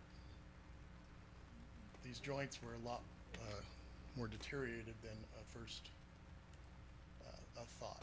So, and getting in this little space, they decided was not going to be substantial enough to get that clean, to get a seal in there, glued in there. And plus, these little rivet heads or whatever is another factor in there. Trying to like put a sealant or glue and then around these rivet heads to get something to seal in there, we weren't comfortable with doing. So we decided to go a different route and use a different type of seal. Is that going to increase the cost? This does increase the cost, and it's, of course, a lot more work, because now they will be tearing out part of the work here. It's from taking out the old bit of just doing like we wanted to, clean them up, put new seals in. You know, that price there was figured at, say, $29,800. We deducted that, and the new cost for this new seal was $46. So it's a difference of a little over, almost $17,000 is the difference. I just put some pictures in here of how corroded this was. So this is now what they're having to do is actually jackhammer all those joints out and take those joints all the way out, reform them. This is all handwork. They can't have any skid steers out there with a jackhammer on it or excavator. They're doing all this with just hand jackhammers, and they have to take it off because you're not allowed to take more than a certain PSI hammer out on that deck and hammer, so you don't cause any other fracturing or cracking in that deck. You're the construction manager on this, Steve? What's that? Are you the construction manager on this? No, Preston Hobbleman with the engineers is the one out there. Engineer's office is Yep, doing that? yep, they're out there with them every day. So How many of them joints do you have, Steve? there's 8 of them. 8 of them. So they're hoping at this point they're hoping to do 2 this week and then 2 next week, and they'll have to wait from the last concrete pour. They have to wait for a 4,500 pound core break to come back to make sure the concrete's secure before they can. Where's my other pictures here? Before they can open it up. So.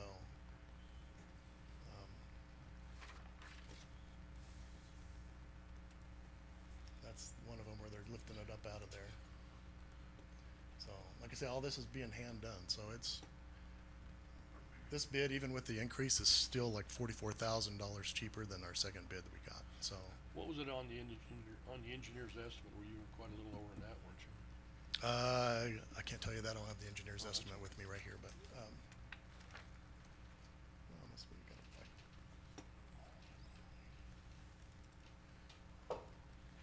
Where's that?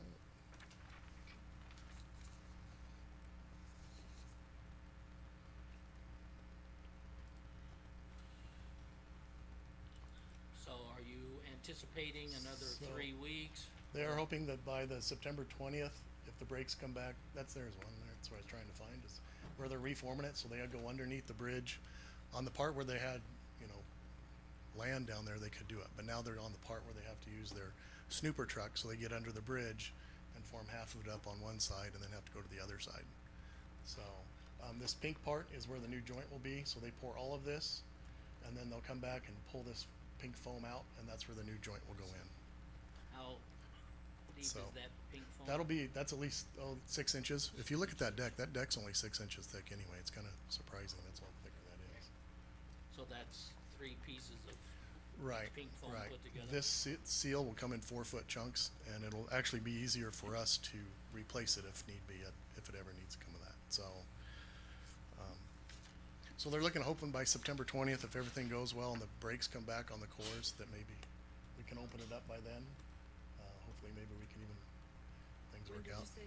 September 20th is kind of what they're shooting for.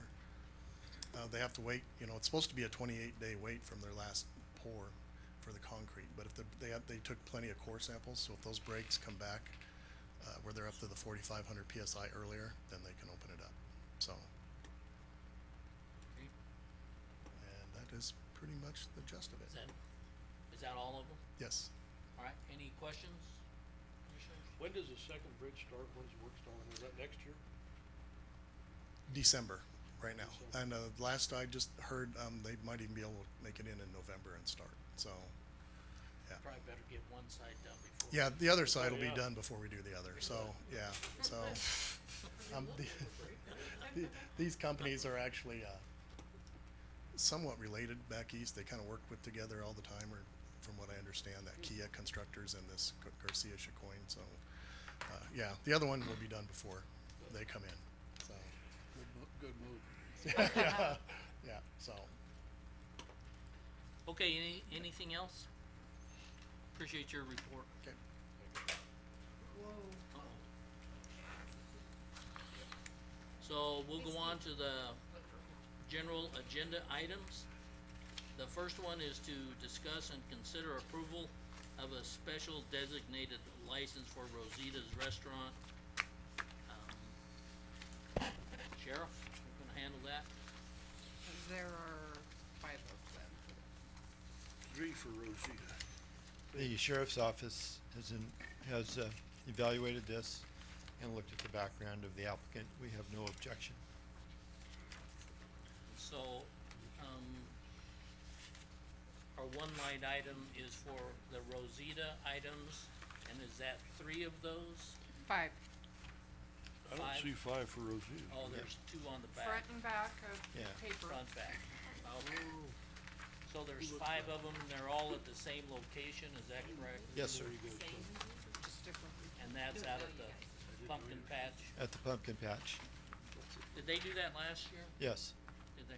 There were No no, problems? we had no issues, no. They've done some others. We've never had an issue with them. Okay. Any questions from commissioners? Is there a motion?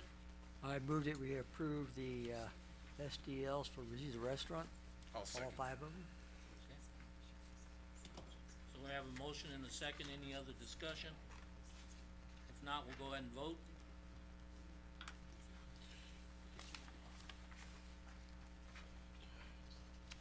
Charlie? You have 5 yeses. Okay, motion's carried then on the ones for Rosita's. Then you have some more, Sheriff, I think we have one more. okay? Nikki's here too. This Leader. is, it's BDS3. It's basically Flyover Brewing at the Mitchell South, at the Mitchell Airfield for the, Balloon Fest, the glow that they're gonna have on September 21st. And, similar thing, we looked at their background, history, the sheriff's office has no objection. They've been there before, they've done this before. I've watched them, no objection. No problem. Okay, any other questions from commissioners? If not, entertain a motion. I moved that we approve the, SDL for Flyover Brewery Company. Okay, is there a second? I'll second that. So we have a motion and a second to approve. Hearing no other discussion, we'll go ahead and vote.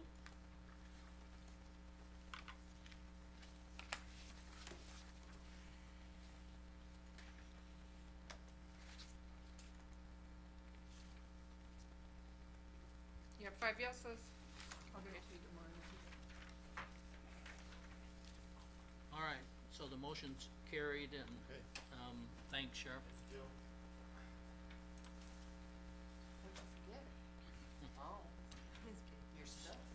So,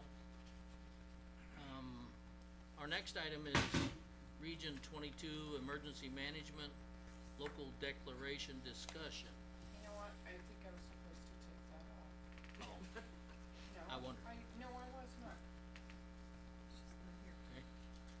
I'll get a hold of I her and don't see see- what's going on. Yeah. Yeah, I don't know whether we had some miscommunication or whatever there, but she was gonna give us an update on the local declarations, and, I think we also have a new emergency manager person hired or coming.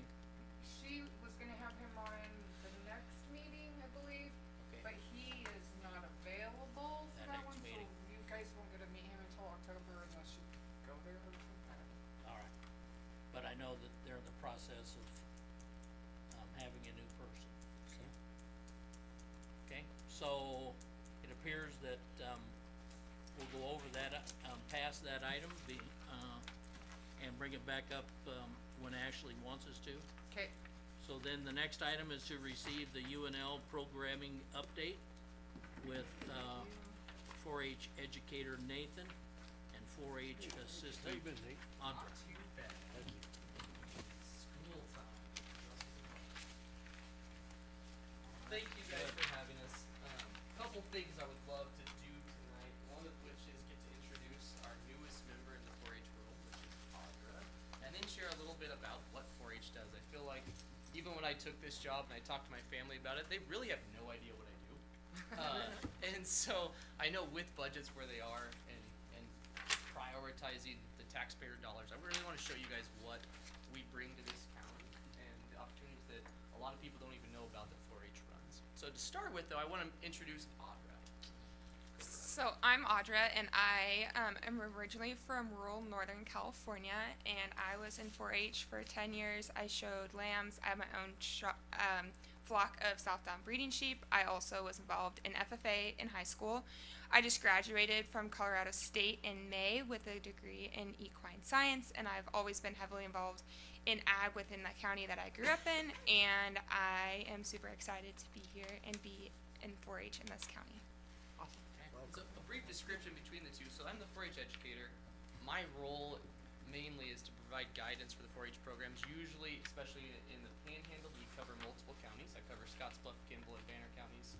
And so I am like the overview guidance for those 3 counties in 4-H.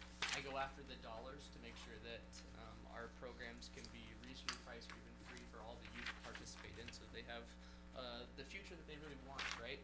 And then I provide teaching beyond that. The 4-H assistants, most counties have at least one 4-H assistant. Larger counties, basically from Scotts Bluff size up, a lot of times we'll have 2 or even 3. In Douglas, Sarpy, they have 4 or 5 different assistants that help, and they are the boots on the ground. They are the ones that provide those educational enrichment opportunities. Their primary role is to serve that county that they are housing, and a lot of times, from the blessings of the counties, they are funded by the county. Educators are funded by the state office or through the university. So I just want to give that brief breakdown as well. I've had the pleasure of working with Audra for a couple months. She's amazing. I've worked with a lot of assistants. I think she should move up to be an educator at some point, and that would be what I encourage her to do. So, looking here, there's a couple things I want to show you. I know there's been a lot of questions of what is the priority of 4-H and even the university, right? Like what are we prioritizing when we're teaching young people in Scotts Bluff County? And so this right here is the general makeup of what that is. This is the signature thing that if you go to talk to anyone in the state and you say, what does 4-H do? What are they going to reach with? This is what they'll show you. And on this one graph, the big and bold ones, the ones that are colored, are the topics that we teach. And so when they ask us, what curriculum do you want to provide for your county? And we get the request from people, if it fits into one of these buckets, we can teach it under 4-H. And it could be kind of a sanctioned 4-H product. So when you look here in the orange, you have your ag literacy and science, right? And environmental education combined together. They all have similar themes, similar topics. The methodology between what you're teaching is very close in that. That's my favorite, right? When I grew up, I was an ag person. I grew up in the cattle industry, and then I went into engineering. And so those 2 things are what I love teaching. When you see later on what I teach, it's almost always ag literacy, entrepreneurship, or STEM. One of those 3 things. I feel like it has a lot of value to our area in the Panhandle, especially because that's our main industries right now, right? And great opportunities for our kids going forward in those 3 areas. In your blue area, you have your entrepreneurship and leadership. How do we develop these kids to be professionals and competent as they go on into their future? Entrepreneurship is huge for rural communities like Scotts Bluff. We want them to come back. If they're creating jobs here, that's going to bolster our economy as a whole and help make your guys' job easier. That means more tax dollars coming in for you guys and for us as a whole. And then finally, healthy living and college career success. We are part of the university. Promoting college and the avenues that that has is a huge part of what we do in promoting the University of Nebraska as a whole. On the outside of the circle, you'll see how we reach kids. There's many formats. Clubs is what you would view as traditional, right? Those are a group of kids that meet year-round. That's your traditional 4-H clubs that everyone kind of knows and understands. Very basic. You have camps, which there's not a lot of camps left in Nebraska. We had the Halsey, which was burnt down, and the one out east was closed a while back before Halsey burnt down, and so they're still working on the camp side of things in 4-H. I know they were talking about rebuilding and getting funding for that, but there's not a ton of camp stuff happening as far as overnight. That's what we specify. They're staying overnight, which, you know, liability wise is a sketchy thing in today's society, right? So most of our 4-H things are not done overnight for that reason. The main things that I would say that the parts that a lot of people don't see are the after school, the special interest, and the school enrichment. So school enrichment means we are in the actual classroom during the school hours.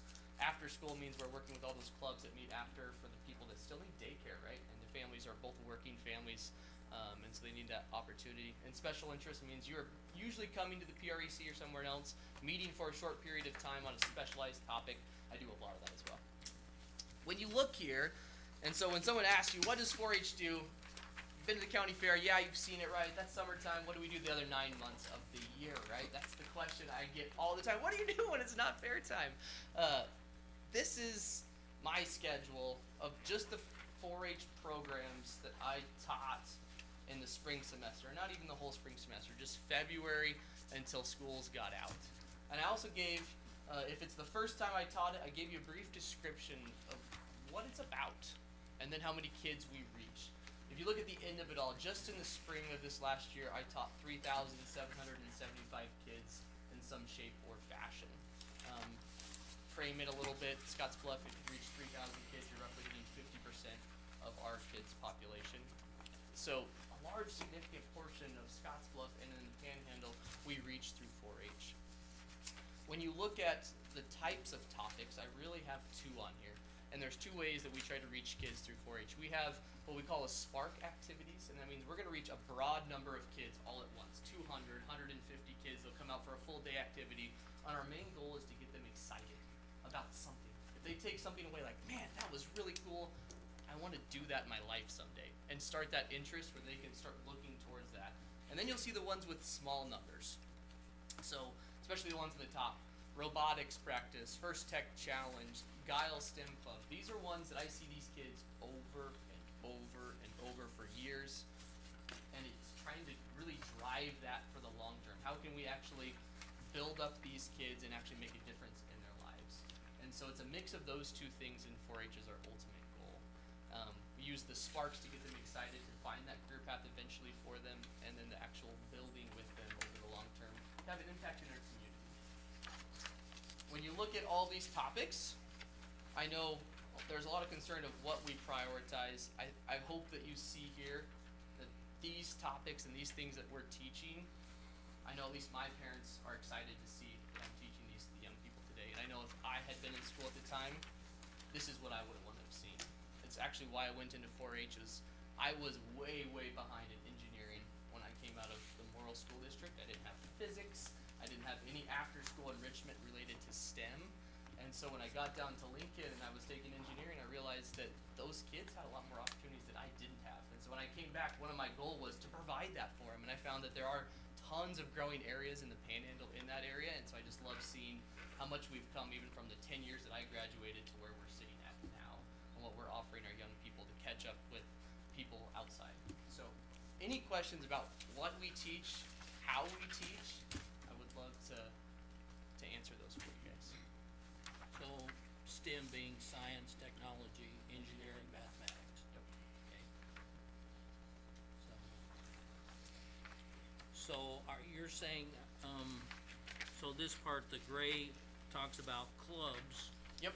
And, so back in the day, yeah, so we used to have the group of kids that would meet once a month. Yep.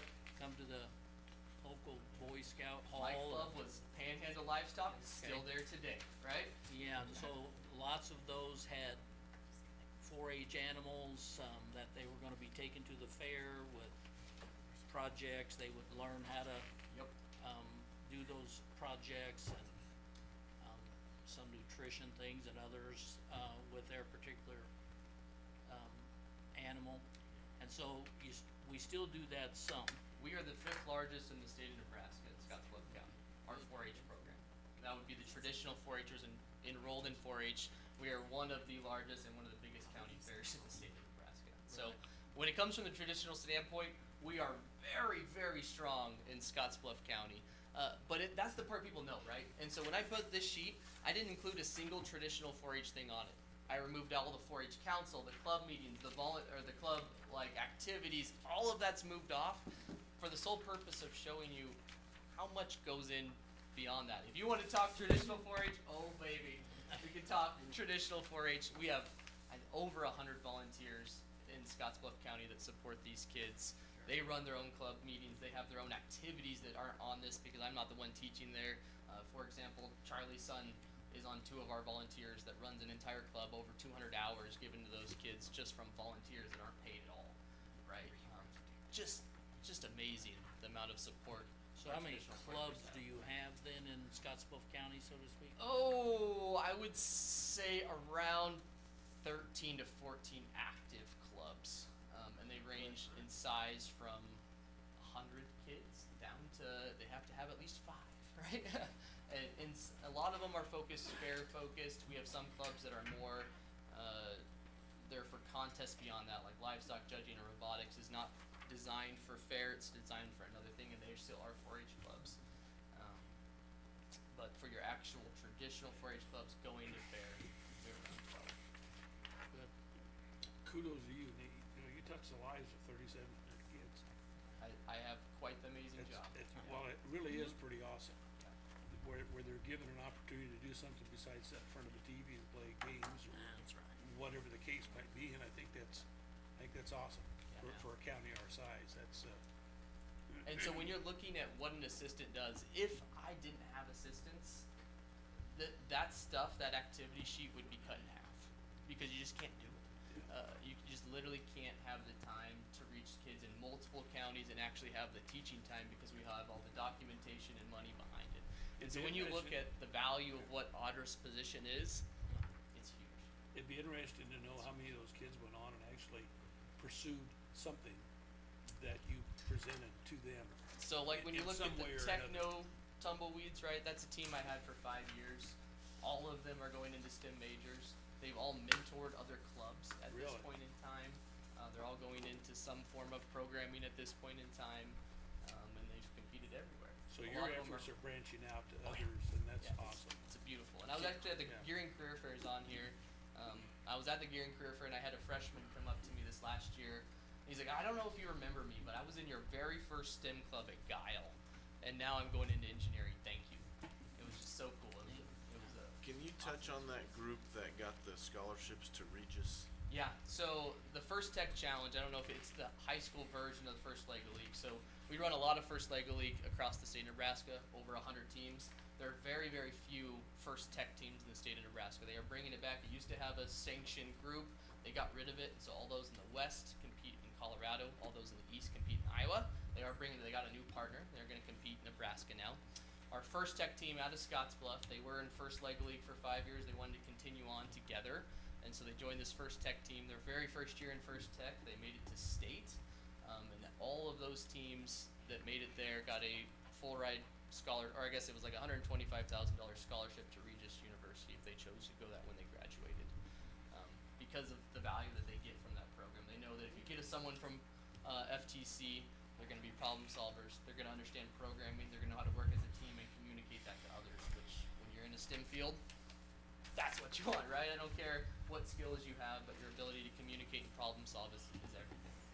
So, yeah, very, very neat. As far as the First LEGO League Club, I think we've fundraised close to $80,000 over the last 2 years just to support them in their efforts as they go forward. We just got sponsored by Progress Rail, so we'll have all of that going forward. So really neat. Got second and third in the state last year, first and third in the state the year before.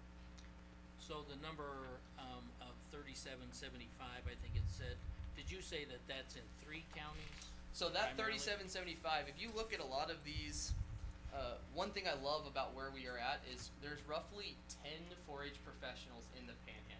We work very, very closely together so that we can provide a lot of the big day programs that we do. So when you look at a lot of these, like the Ag Explosions on the end, if you see it's an Ag Literacy Festival, we do them in Scotts Bluff, Ogallala, Sidney, Shadron. There's 8 stations, and so all of those Panhandle 4-H assistants come together and cover one of those stations so that we can hit basically every second grader in the entire Panhandle. As far as total reach in Scotts Bluff County, we reached 4,267 last year. That's with duplicates and 3,400 without duplicates. So just over 56% of kids in Scotts Wow, Bluff I County. think Ken said it best, is that if we can, again, take those kids away from doing nothing after school and, getting them involved into something productive, whether it's after school, Saturdays, Sunday afternoons and mornings early, then we've accomplished a whole lot compared to what some of the kids end up doing. Yeah, I'm blessed to work with 4-Hers. A lot of times those are families that they're highly motivated to get their kids out there, right? Like you're putting them in 4-H to make them successful, really, right? So I get to work with a lot of the cream of the crop of our counties, and it's just amazing. It's a privilege. Right. And it's still, important, again, however we can reach those that wouldn't normally be there. Yep. Those are the ones that are, And that's what We we're doing in our hopefully can after reach 'em. schools and those areas Yeah. where they don't have that benefit, right? They have two working families that are just struggling to get by, and they don't have the time to put them in like a traditional 4-H program. We still give them those same opportunities After that the school. kids would have in otherwise. school, yeah. That's good, Audra, stay close to him. yeah. Trust me. Don't leave us. He's on a roll. He's gonna help you, but thank you guys. Thank you, guys. Any other questions? Appreciate you being here, appreciate your update, thank you. Thank you. Yeah. Thank you. Not till you get up here. Initially, my job, when I started, was hired as a non-traditional, to do non-traditional outreach in 4-H. And I work primarily in the Latino community, and you asked if there were any kids that had gone on. My programming was primarily leadership development. And so I had 20 core leaders that I worked with. Out of those 20 core leaders, 13 went to the university. They all graduated. The remainder went to other colleges, went on to the military, and they all graduated. And midway, I was working on my promotion files, so I checked in with them and asked them, as a result of your experience with this 4-H program, are you still engaged in community service? They all said yes. As a result of this program, is that why you're engaged in leadership programming? Yes. And so they also had an opportunity to write just a couple of paragraphs about their experience in 4-H. And it was really awesome to see their college writing skills, and we're able to reflect on that experience at that point and what it did for them. One of those youth, several have master's degree, one has a PhD. You can tell I still keep in touch with him. And he's working at as a researcher in the Chicago Police Department.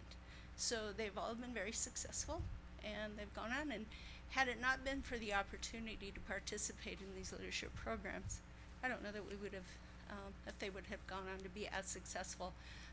Many of them, for the first time, we got their feet on campus, took them to visit. Part of that, the funds, we had some grant dollars, and that's one thing we probably need to share too, is the grant dollars that we bring to this county for programming. And those grant dollars, with partnerships with the Alumni Association, helped fund those trips in partnership with Scotts Public Schools, Gearing Public Schools, to get those kids to campus. And we worked with admin to help provide a really great experience for them. And they were really excited about college, and so much so we had 13 of them enroll at the university and graduate. So I'm happy to report that. And it's been a while. Then shortly after, I was moved to do early childhood work, primarily because of my background in elementary education. So thanks for letting us share today. Yeah, so important again for, that's it twice. I'm just saying that it's so important for leadership and mentorship in those kids that don't otherwise get it at home. Yeah. And if you can help provide that, more power to you. I love what you're doing, so, Kids learn a lot from other kids. yeah. Yep, and we did a Yeah. lot of that, a lot of high school youth mentors. We had a youth mentorship program at Roosevelt Elementary. Yeah. So those high school kids that were in our teams program eventually Or help became, with so the we other had one. elementary, middle school, and then high school programming, when I was working in that field, which ended around the, pandemic, Yeah, so. Hated Well, to we see those appreciate dollars it. go. Alright, thanks, Jackie. Thank you for all you guys do. Thanks, guys, for being here. When it comes to the dollars and taxes, it's a hard few years that you guys have been sitting on, but we are glad for the houses going up. Okay, so the next item is discuss and consider approval of the 1% restricted funds authority for the budget year 24-25. Lisa? You wanna talk about this now, or you wanna do something fun and see the new website? Please, Council's gonna do that, and I can come up after. Did I? Oh, This is the new almost it. website's next, but Yeah, I was gonna say, they could go before me if you want, then they didn't have to stick around, but it I'm doesn't matter. I'm here. Okay, I come before you for this. Every year, we have to have authority to potentially increase our lid another 1%. And we struggle through this topic, but I think I have a better way of it, or I can explain it better this year than I have in years past. The lid has nothing to do with what we're working on the budget to keep out a pink postcard we're dealing with expenses there. This is all about levying taxes and how much we can levy in tax. So, actually, I had some example forms.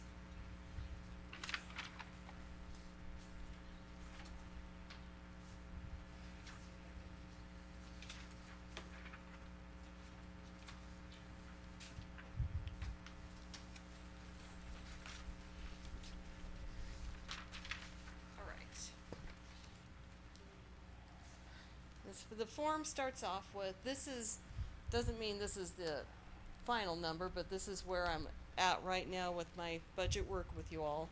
And we're up to 14,854,912 as far as what we're talking about for tax ask. The budget goes through and adds in what are considered other restricted funds and adds them to this total.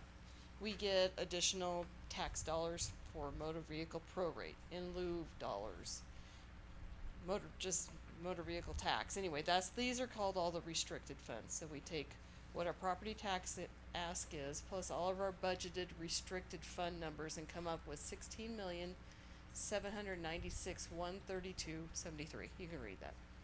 Now you take out the exceptions.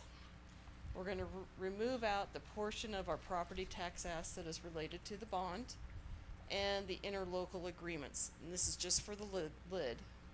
I come up with this number of 14,008,179.73. That number is gonna move to my next screen, but not right away. Top number, says line 10 from last year's lid computation, and last year we did not approve this 1% increase. I think a lot of it 'cause we didn't understand, but this is where we're at. 13,752,806 is the number I carry forward. And I don't take out these two lines don't apply, so a 13,752,806.33. We can increase by 2.5%.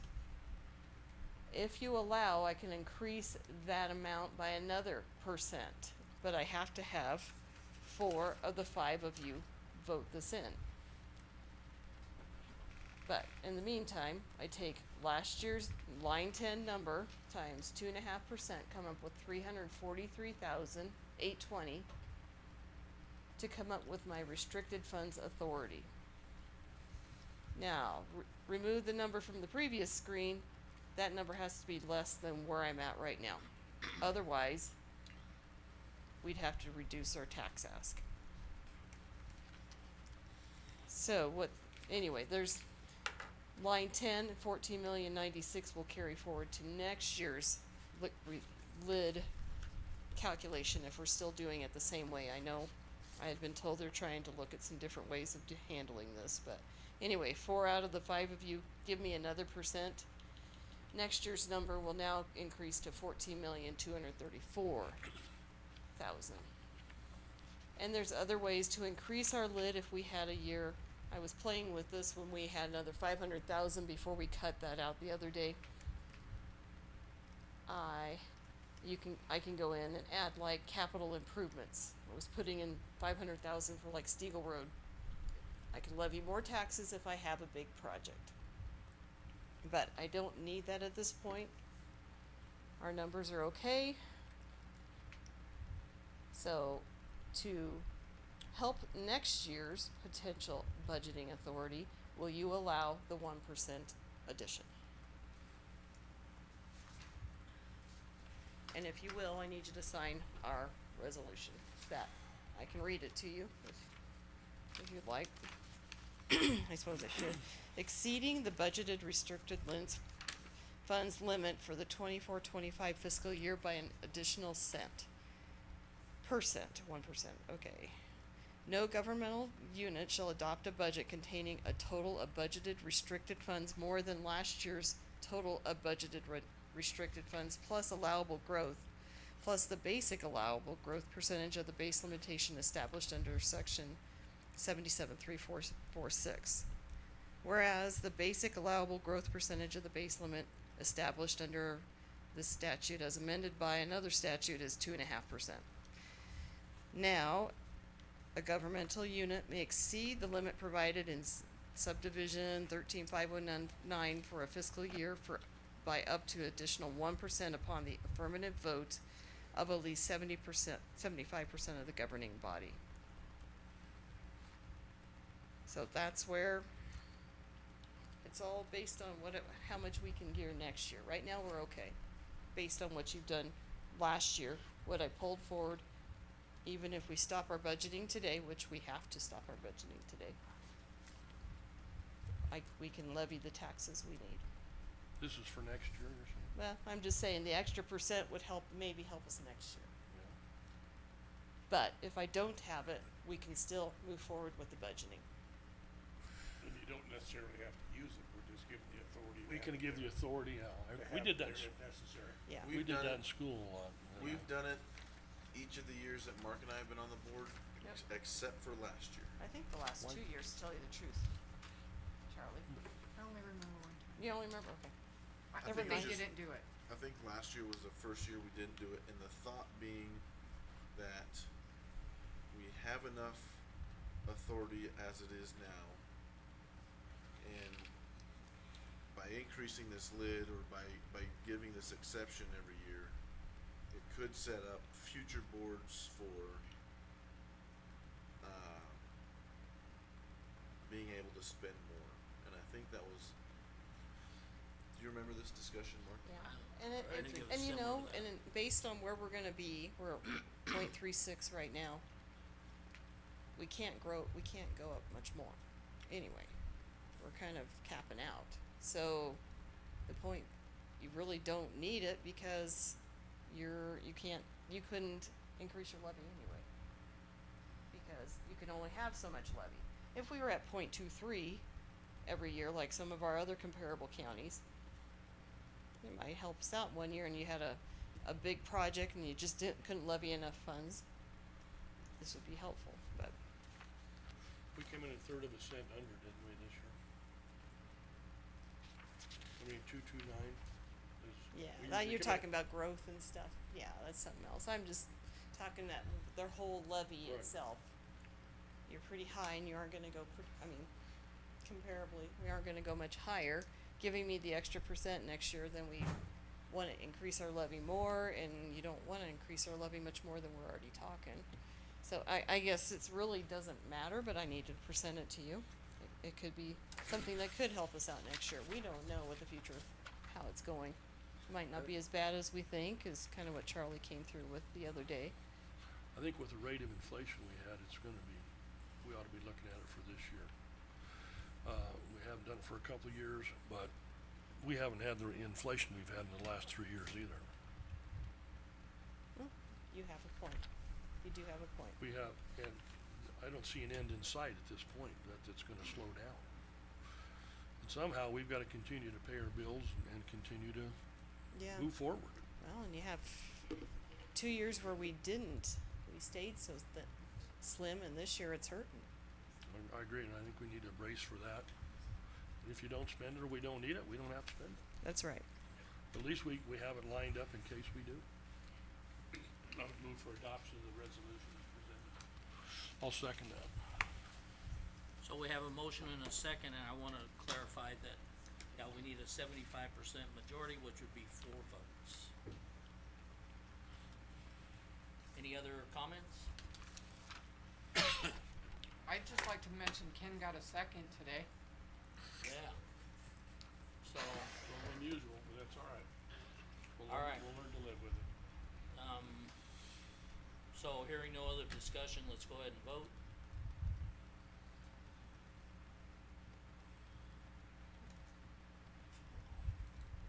You have 5 yeses. Yeah, I didn't. Good do job, too good bad. presentation, Lisa. Right. You're gonna vote no, weren't you? Bet you were. All right. But it wouldn't have made any difference. I could hear it in your voice, you were gonna. Alright, Are you so taking that? motion carried and, For them to sign. Yes. Is that okay, unless you had one? Mine's on little paper. Thank you so much. Thank you, Lisa, for your work on it. Mm-hmm. Appreciate it. You said Heather and Jean are coming up? Yep, I think they're gonna probably do this. right, so, yeah, the next item is discuss and consider approval of IT committee recommendations to the county website as demonstrated by MIPS. So, as you know, a while back, we talked with MIPS about redesigning our web page, and, they just did a demo last week for all the elected officials. So, it kinda went through and rebuilt all of the pages that we have on our website. They, are doing our website for us, because we're the test pilot for their new website design. With the new website, we'll each be able to update our own pages. Right now, we have to go through Bytes.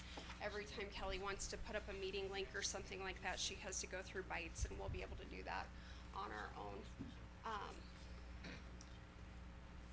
Everybody's office probably needs a little bit of updating, but basically they've gone through and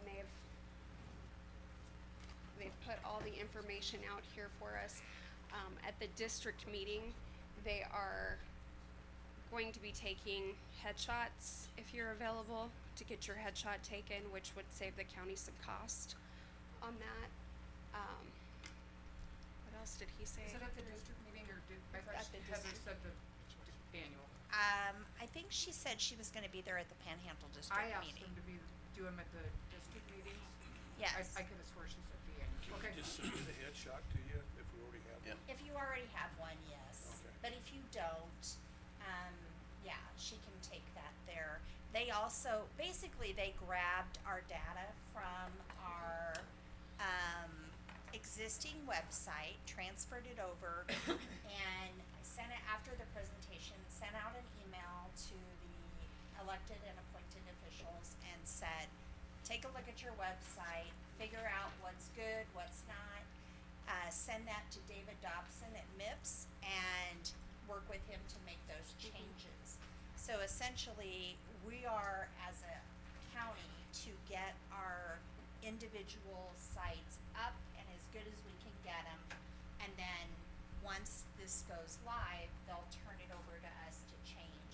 Super easy process to make changes to the website, to add and manipulate And the it'll be a- information out there. And it's a lot cleaner and a lot prettier than it was previously. Received a ton of good responses from all the department heads. How it looks and, the photos, they have kind of a bank of photos that they're using, but if you have other photos that you think might be interesting, submit them to Or send them to us and we can get us, them onto yeah, MIPS. and we can get them onto them. Yep. Will you hover over other resources for me? So the other things there, we were thinking, like the actual departments, if we could move those over to the Right. departments page rather than having hidden over there. Right. Would be better, and I didn't send anybody anything, but so that's why, if I Yeah. can tell you guys, so I don't forget. But like, transit and there's quite a few other things over there that would be useful over. Over in the other, On and the I other think, side. you know, a lot of those tabs, he was building pages out He just took them from what we had, Right. where they from were. what we had, but, you know, they are completely open to all of our suggestions, you know, it links in with, our GIS stuff, it'll link in with, you know, our Nebraska taxes online stuff. Nebraska deeds online, Nebraska assessor online. We have a little bit of a, just a technical issue with the documents, but that's easily we can work around that.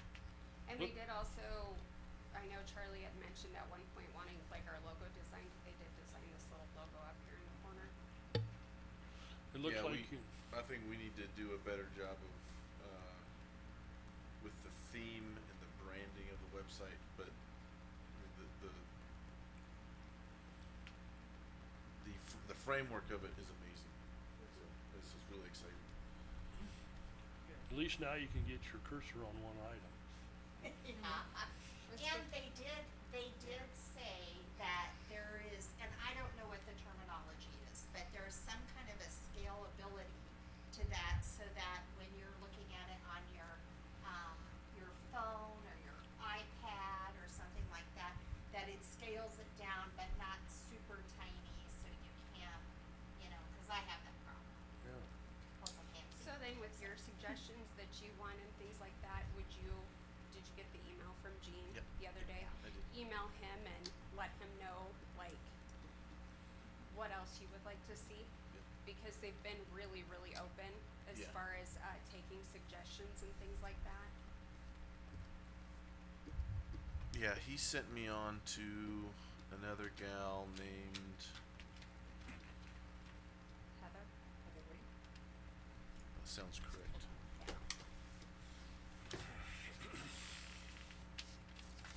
Yeah, and let her like know if there's something that you wanna see, colors different. Our other website is red and white, which apparently is not, if you're colorblind, you can't see that part Right, very well. right. So this is supposed to be more, ADA accessible on that note. Like that. Cause that is a thing in website lingo, we learned Yes, that with the yes. IT committee. So thoughts, opinions?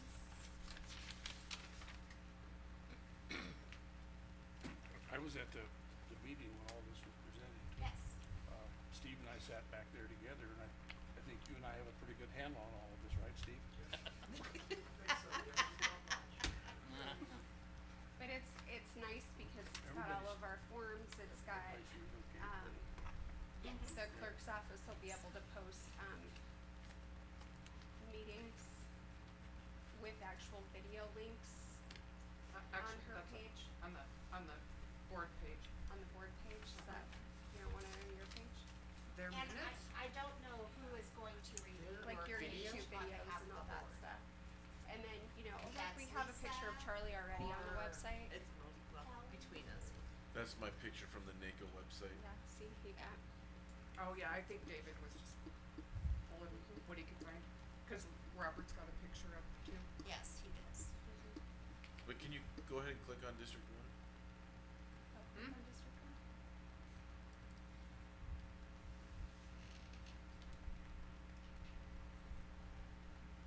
So here's where the bio would be.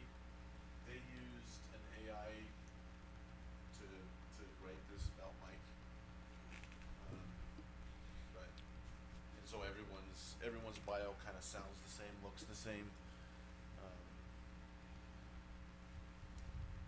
But yeah, so if you guys wanted to put together, you know, a couple paragraphs about yourself to put in there, you can certainly do that.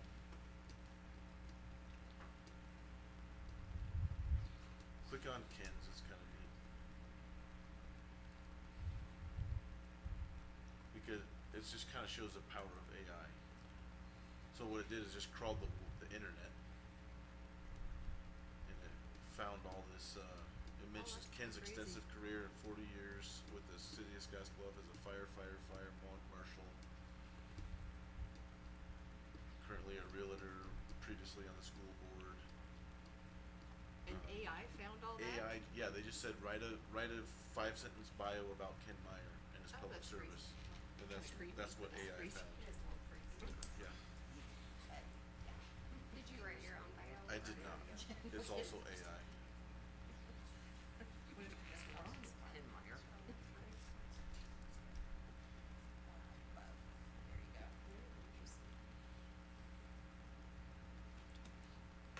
So, we had, like I said, we had a bunch of great comments. I know several have already reached out to David to have him make changes, and they're actively working with him. So whoever you appoint to do that for you, you'll wanna review everything and get that submitted to maybe Lisa, I'm guessing. And then she I can get would it to be David. guessing me. I was kind of joking about the presentation stuff, but it was very interesting, and it looks like something that even somebody like myself can get on there It and do doesn't something. look hard at all. Doesn't look hard. It And really for, doesn't. like, for my office, we're changing our website sometimes weekly, adding things to it, so that's huge. Does that have to be approved by anybody? When you, I mean, even though it's a county website, if you make changes out of your department, that's just your decision to do that, correct? Right, well, what we're doing is we're adding like, plaques as they come. in, Updating the things like information. that. Oh, I see. Well, Okay. not necessarily updating information about office, but just the information that's available. But if you needed to, you have that opportunity to do that. We would have that opportunity, Yeah. you know, And that's, I mean, that's fine, I just. that I could be didn't- good, could be bad. Well, and that's what, then that's why I'm asking. Yeah, is yeah. Anybody that monitors that, that's, oh, really? Yeah. That's not what's going on there, or whatever the case may be. Yeah. Well, it'd be Good interesting, point. another thing would be interesting to see how much time Bytes has spent updating our website for us, and if that's something that we can realize That'll some be one cost thing that savings. we'll be able to, like, take back and they won't have to Right. manage for us. And they should Mix have- currently manages the older county websites, and they said that, I think David gets like 2,000 requests a week or something like that for minor changes, and it's the same thing like that Kelly would say, you know, I need you to update my meeting time, I need you to, Yeah. you know, put this video link up, I mean, just basic things that we'll be able to take care of on our own now. So with Bytes and their logging of their work hours, they should be able to really drill down to find out how much time they're spending updating our website, Correct. how much time that's gonna save them. Yeah. And it's Drew at Bytes that Yes. we usually get a hold of Okay. for all the website Okay. stuff. But you know, it'll, like my webpage, for example, I don't think about it, you know, so this will give me a better opportunity to have hands-on and make sure that I have current information and things like that. The department heads are gonna have to take an active role Mhm. in this, definitely more so than they've ever had. But then it should help our information not be stale, you know, it should really help us. And it should be like a better point of contact for us to have people, you know, go through our office to connect everything, you know, instead of using outside resources. Is there any kind of action we need to take on this, or is it just simply evolving as we go? Looks like, We were pretty sure we needed to bring it before you before we moved ahead, so it's Yeah. on there for action. am I, are Oh, you is it? missing building and zoning, or is it just me? Shouldn't that be? Planning and It's on there. zoning. Did you Plan- see it?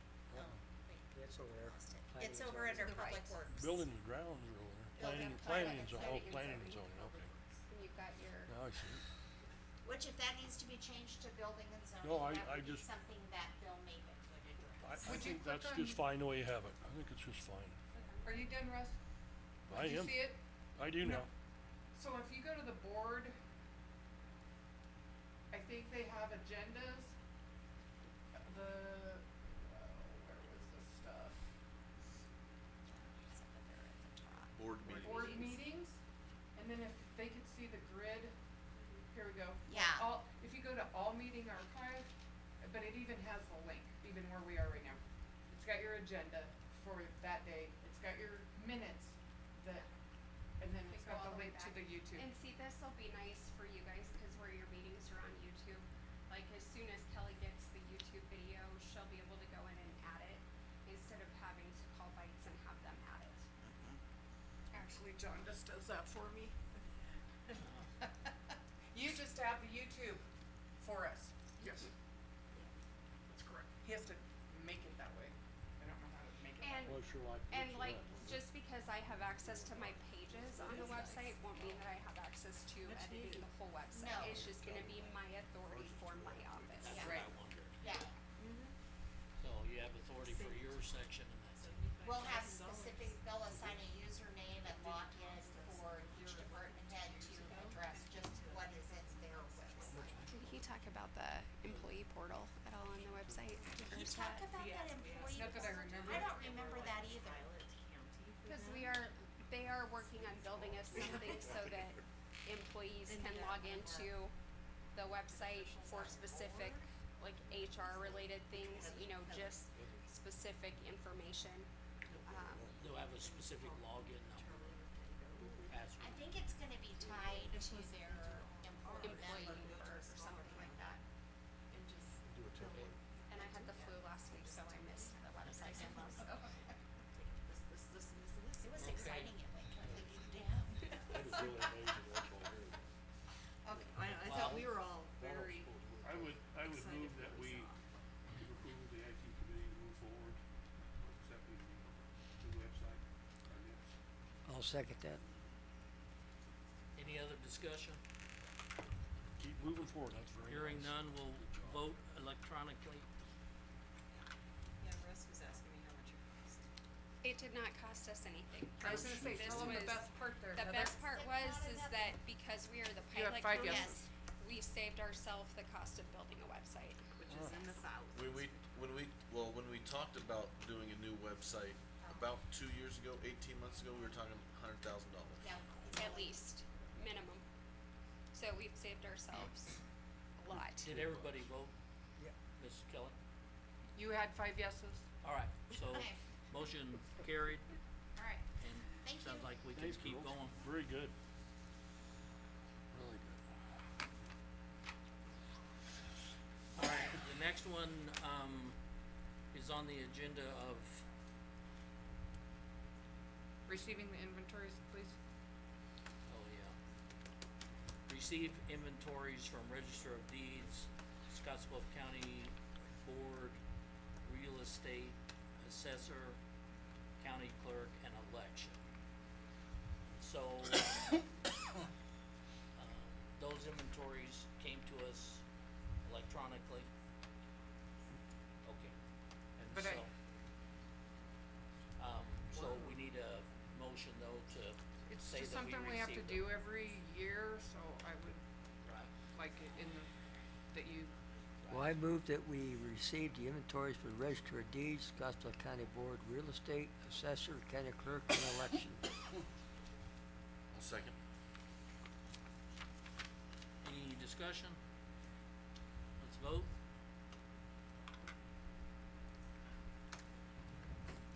you have 5 yeses? Motion's carried. I do need you guys to sign these. There's 4. My election and clerk are together. Every signature comes in just a little different, so like this one's in 1, and this one's in 2.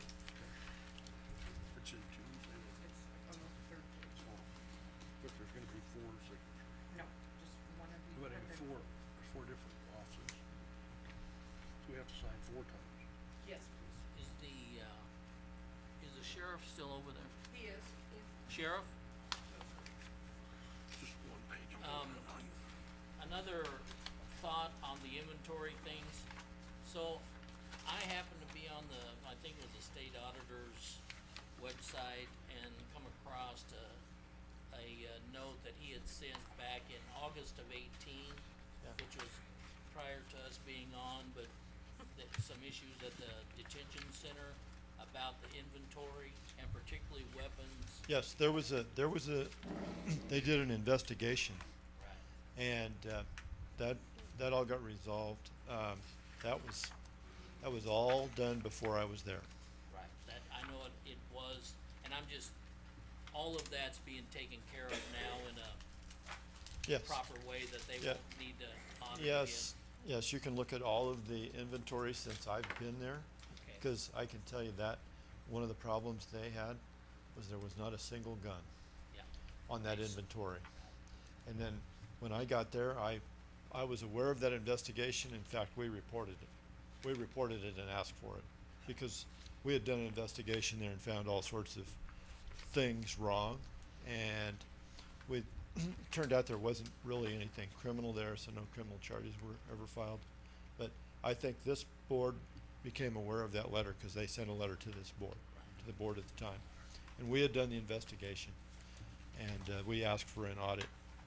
And I can guarantee you that we do have guns there and ammunition. And since I've been there, all of that is on your inventory. All right, very good. Thank you. Appreciate it. Blast from the past. Okay, so we'll go to the next items, which is old business, clerk of the district court window remodel. Any update on that? Hey, Just, Barb? I was there Friday handing out checks and they're almost done. Okay, There's still some stuff, but most of it's, Yeah, I was there last week and the still, only thing is it left still the is gate thing? a little protection along the bottom of the glass, that's about it. okay. Good. Next item, time clock plus and payroll processes. I don't have it updated right now. Okay. Waiting to hear from TCP. I believe they're gonna get a hold of us this week and start setting up times to work on it. All right. It's all right. Any questions of Lisa? Okay, guess not. We ought to Then- turn MEPS loose on that one, maybe. Yeah. They do some work, don't they? So the next one is discuss and consider combining departments as necessary, tabled from August 19th. Russ, you were talking to me earlier. Tell me about that. Do you have something for this tonight? I think not, with the budgets and everything in place, we better table it till the next meeting if we can. Okay. Can you say it louder? We'll table it to the next meeting, Well, you told me to put it on old business. just leave it right on there. Okay. Okay. So then he'll bring it up every meeting. Okay, just bring it right up. So, so we don't have anything on that item, so the way I see it, we would, Did you have something? I would just make a comment that some of the items that we pulled, or that I suggested we pull off of the assessor's budget at our last meeting, was in anticipation of combining Funds. departments. So, whether we do it now or in 2 weeks, or 4 weeks, I think it'll be fine. It just can't be in 6 months or 9 months. Right. You didn't take any of the salaries off, so if you aren't, I mean, I thought we took off, You took out 120. two positions he was thinking about hiring for. no, Yeah, you did. He was asked for it. all I did was the overtime and the four, yeah, and then there was So- 40,000 and something else, wasn't there? It was 125,000. line items. there was a couple 125 or other little 150. things, but I didn't take off much of this line item for the clerical staff or Okay. anything. Was it 150,000 he put in for the extra help, or 100,000? Maybe it was 100,000. I don't remember any numbers. Well, So I that's- remember he asked to take it off. It was Yeah, around I asked 150. I asked for 3 different items. Each item was $40,000. Okay, so I ended up with, 40 isn't a salary though, including the no, benefits. it's not. We looked at travel, but we didn't do anything. We reduced contract services, and then of course this thing has been, that was reduced before, and that's all I had. Well, I know that, it was mentioned, and And I maybe the- remember that my position would have been that doing any of that locks us into a decision. It kind of And I oppose that, because I don't think we've made that decision yet. And I was just thinking, when we already had decided to increase over the pink postcard limit, that it wasn't as critical to make that decision, at that point, but if, yeah, I think, if those changes are made, then that basically says we've made a decision. And I'm not sure we have yet. I didn't do anything to salaries that day. Okay. You guys, let's get it figured out. Yeah, I guess I was just, you know, I knew we were coming I back. totally agree with you, Yeah, but I knew we were coming back here, so I guess, you know, and I did have to leave early at the last meeting, so,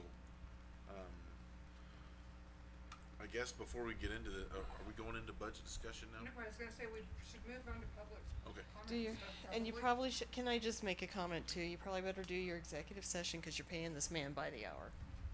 What's the problem? He can sit through the budget if you I've want already to. arranged to have someone else mow my grass.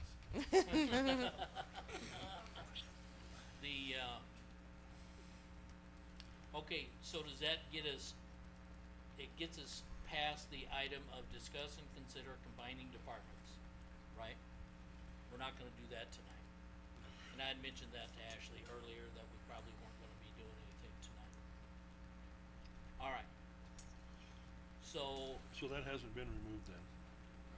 yeah, we're What I'm leaving seeing. it on there, I think is what I'm we seeing said, the same number on my book. which I think is okay. When do you plan on making a decision on it? Why didn't, I think this was an after decision. I don't think it was anything in front of you or me. I think we're thinking about two different decisions right now, just to clarify. Which ones, what's your thought? I think, Which are I the think two? we're Ken's talking at, on reducing staff and hold we on, add two people? I think I can address it. I think Ken's asking, when would we like to address the combining of departments? I think that's what his question is. Is that right, Ken? Well, basically, the department that we're talking about, the assessor and the mapping department, is do that on the table right now. And then the other question was, when are we going to make the changes to the assessor's budget that I had suggested at the last meeting? And I think, so, I guess we're not doing any of those right now, we're just moving on to the next agenda item. We do have the budget down here, You know what? and so we're gonna be So- talking about the budget, and it can include the discussion about that line item at the Okay, time. that might be helpful, cause maybe I need to look at my people. But I can think do the that. purpose of putting it on old business is so that we keep it fresh because we let so many things get old and forgotten. Right. Is And why it's there. We don't have to talk about it, but it's there so we remember to, Right. if we need to.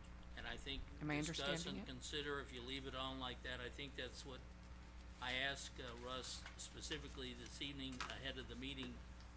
Are we gonna be making some kind of decision on this? And he said, as far as I'm concerned, we need to, have some more time to consider the information that we got at the last A little more discussion. meeting, which was a few days ago, basically. So, so that's what and he's been kind of the lead on this, so that's why I asked him. Alright, so at this point, I'll just to keep me, changing it. unless somebody has a different thought, we'll move on to the next item. The next item, yeah, it's alright for Phil to stay, yeah, is that alright with you? I'm fine. Okay. So the next one is public comments. Board of Commissioners will receive public comments on items discussed at this meeting or suggestions for items of discussion at a future board meeting, but the board will not take action on comments presented this date. Is there anyone here tonight to give public comments? Let the record show there were none. Then we'll go on to, board and staff reports. We'll start with staff. Lisa, do you have anything? We have some driver training coming up on September 10th that we're gonna ask for anybody who drives a county vehicle to attend one of two sessions brought to us by the Nebraska Safety Council. Gentleman Next. coming to town on a grant, and he's gonna do this presentation. Yes? When did you say next week? September 10th, Thank you. 9 and 1:30. Oh, 9 that's at on the- Rhodes, 1:30 out here. That's on the officials agenda, right? We talked about it Okay. last week. We did. And then Jay and I made a poster that he's sending out. So, Okay. I don't even know if Steve had the dates. Did he get those dates? Okay. Anyway, this person will be here to present. And budget presentation, if you'll be here. Well, I guess we can do both after. Joint public hearings the 24th. And the 23rd, it was what I was hoping for, a public hearing for the budget, but, and then another one to set the tax. Cause it seems kinda strange to have a budget, we can talk about that, dates later. Need to get those refined so we can advertise. Okay, so we'll talk about those dates later, you're saying? Yeah, that's, yeah. Okay. Sheriff, you have anything? Anyone back that way? We don't have anything for. Okay. Staff reports? Okay. None from Gene? Okay. Yeah, we got Jackie's. Ashley, Steve. Okay, we'll go to the board, or no, Kelly? I was gonna say, you ignore me too? I don't have anything. Thanks Okay. for asking. Charlie? Most of the meetings are next week. So, I have nothing to speak on tonight. Okay. I'll just say that, want you to be at least aware, the Ports to Plains, which is the Heartland Expressway, from North Dakota to Texas. Their annual meeting is in Dickinson, North Dakota, coming up soon, September 10th through the 12th, if anybody's interested. I'm the Heartland Express representative, but I don't plan to go. I've been there before. It's weird. So, the other thing, Lisa, the Think so. Personnel Policy Board, Oh, yeah. those items that we talked about, are they gonna be on the next meeting? Probably. That would be Okay. the 16th. We have So- 3 or 4 to bring forward. So we had a Personnel Policy Board meeting last week.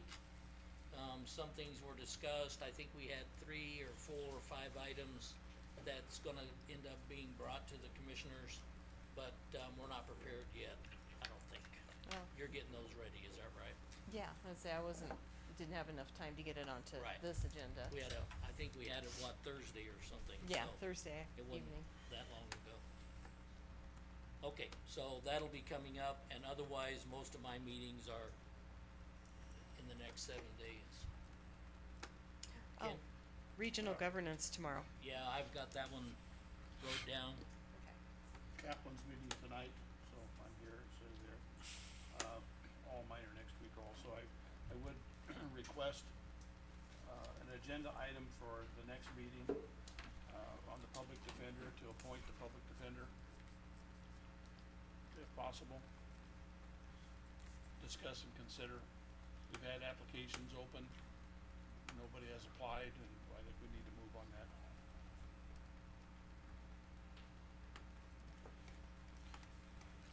Okay.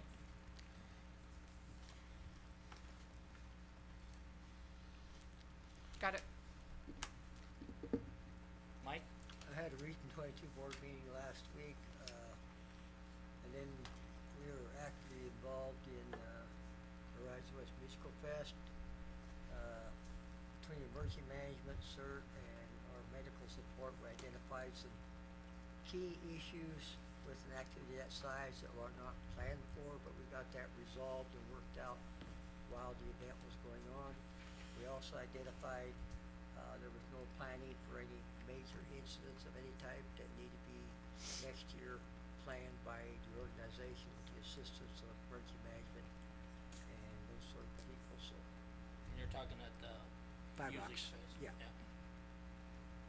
What is the status of the emergency operating center, Mike? Well, I'm still entertaining, numerous concerns that are of a very serious nature. So I'm working with Lisa, I'm working with, different agencies, and I'll be talking with Troy and planning how we're gonna resolve that. The major issue is there's no, solving the problem type issue going on. And that needs to be worked out. We need to make sure the problems are identified, they're solved in a quality manner, and everybody's on board with it. Right now, we have an issue with issues being identified, but they're not really fixed. Are you talking about the actual location of the EOC? I'm talking about dispatching issues. Have you discussed the location of the EOC? The 911 board has.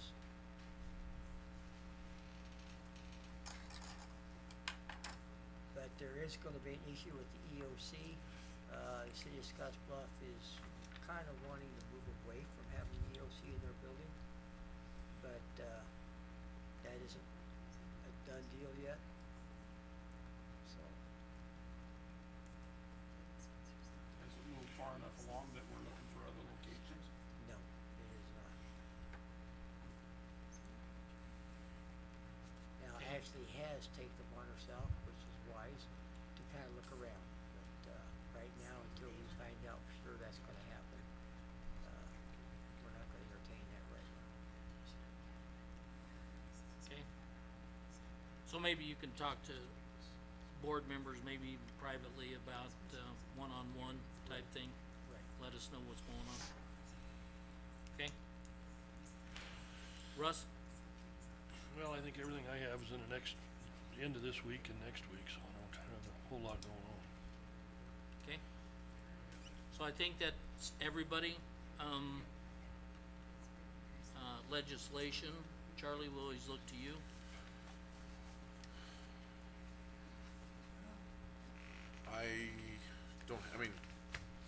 I don't know what they're doing. I haven't really followed along with the legislative review process. NACO's not currently watching any of the LRs right now.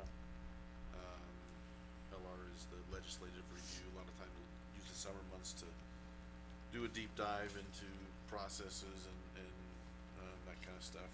And there's really nothing that NACO's watching out for, so nothing on my radar there. Okay, anyone else on that, legislation? Alright, hearing none, we'll go to the continued budget discussion, if required, and consider action. Lisa? Do you wanna do that now, or do you wanna do your executive session?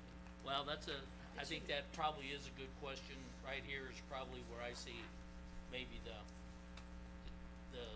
switch it on the agenda. It'll only take 5 minutes, 5 to 8 minutes. Okay. The executive session? Yes. Yes. She waited half her life for one.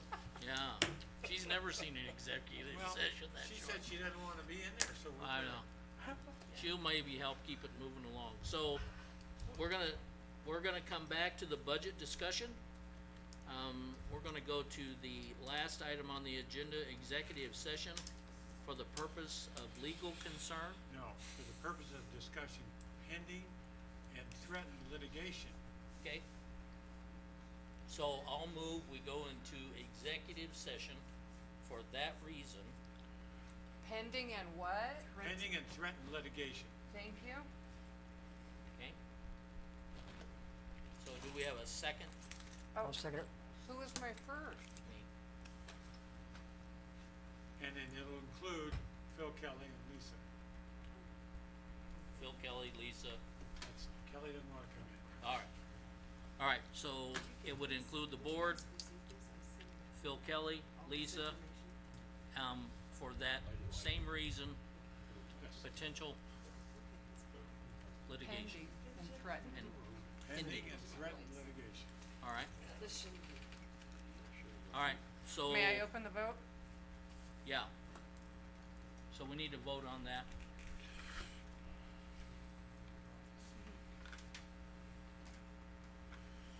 Okay, you have 5 yeses? Okay, motion's carried. And then we gotta remember the minutes, you have to declare the reason why you're doing it, so she can put it in the minutes. Right. And then we go do it. Right. Did I just declare that or not? No. you say Okay. We're gonna go to executive So we're session going to executive session for the purpose of discussing, and it's gotta be pending- in your minutes. pending legislation. pending litigation. Man, I'm getting them all wrong. Boy. All right. I just look at this statute, see, you read the statute. They're all here. We're all here. In my opinion, budget stuff at this point. Okay. So I'm gonna have to move on Sheriff's with not my here? consider. We need to, yeah, for the plan, okay. All right. We'll be back in executive session. The time is 7:50. May I do roll call? Yeah, let's do roll call first. Meyer? Yeah. Harris? Yes, Knapper? Here. Reisig? Yes. Blue? Yes. Any decisions? no decisions. What, you had to represent that one claim, I thought that was what we were, What's that? that we could go ahead and have Nirma represent us, that's what I thought was gonna be. Oh, well,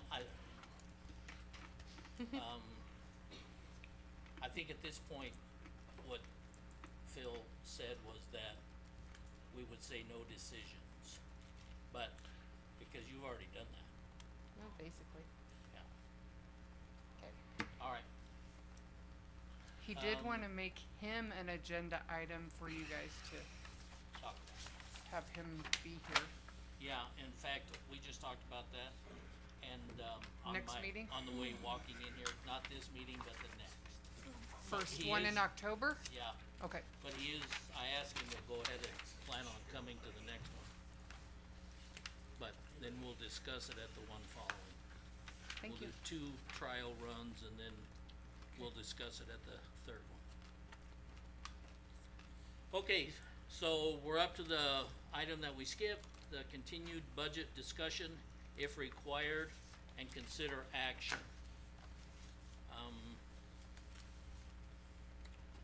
So, yeah, Miss Lisa, why don't do you wanna talk about where we were and where we were headed, maybe? Yeah. Well, when we left here the other day, it was just under 1.5 million. And I have gotten a few budget cuts yet Since today. then? Okay, Yeah, sheriffs come through every time. Assessors never come through with any. So,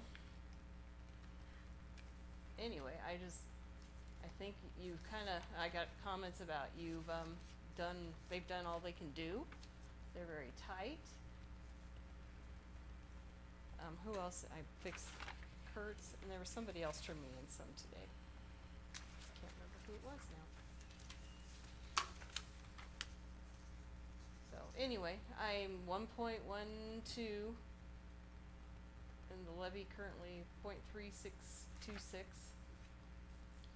We reduced the amount we're going to, I reduced the reserves that were associated with the bond to 250,000, so our levy for the bond's at 0.2. I didn't print, I can print and go run and get you the stuff if you guys wanna look at it closer. And I would rather get them so we can keep talking.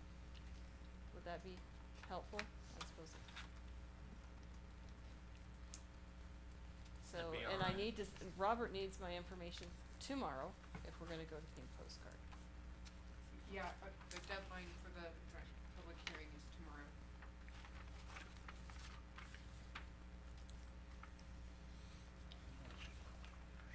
well, I don't remember, I think Charlie was gone when we discussed this the last time. I think Ken was still here,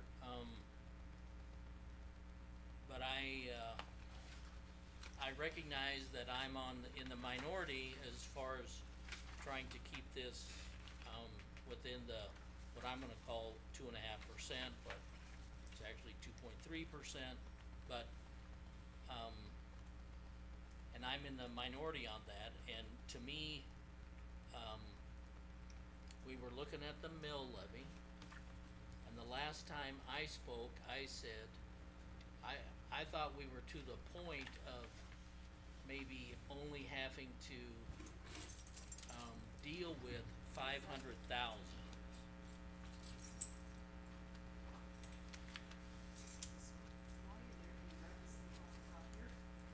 And if it's, You can leave it unlocked. If um, anybody sees anybody walking down the hall, they can holler at me. so I thought we were down to, I I suggested we take 500,000 out of the reserve money. And I thought that was gonna get us to 3.5. You had conversations when I was not in the room, you guys, I swear. Cause I didn't think we ever talked, I thought we were trying to hold on to our reserves and this makes me nervous, but. Yeah. No, But, you know, hey. no, you said that, and I said I didn't like it either. It's not what I would prefer to do.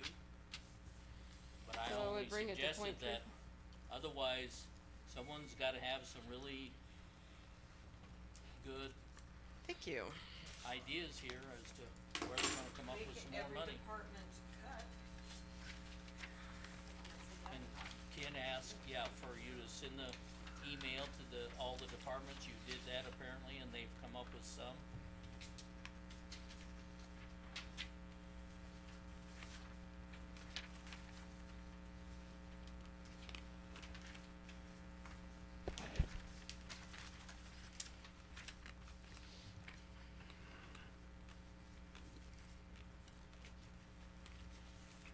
Some.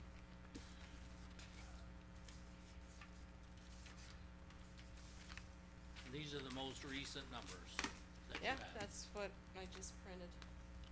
I guess I didn't take, I printed before taking that 500,000 out of reserve and I haven't officially taken it out.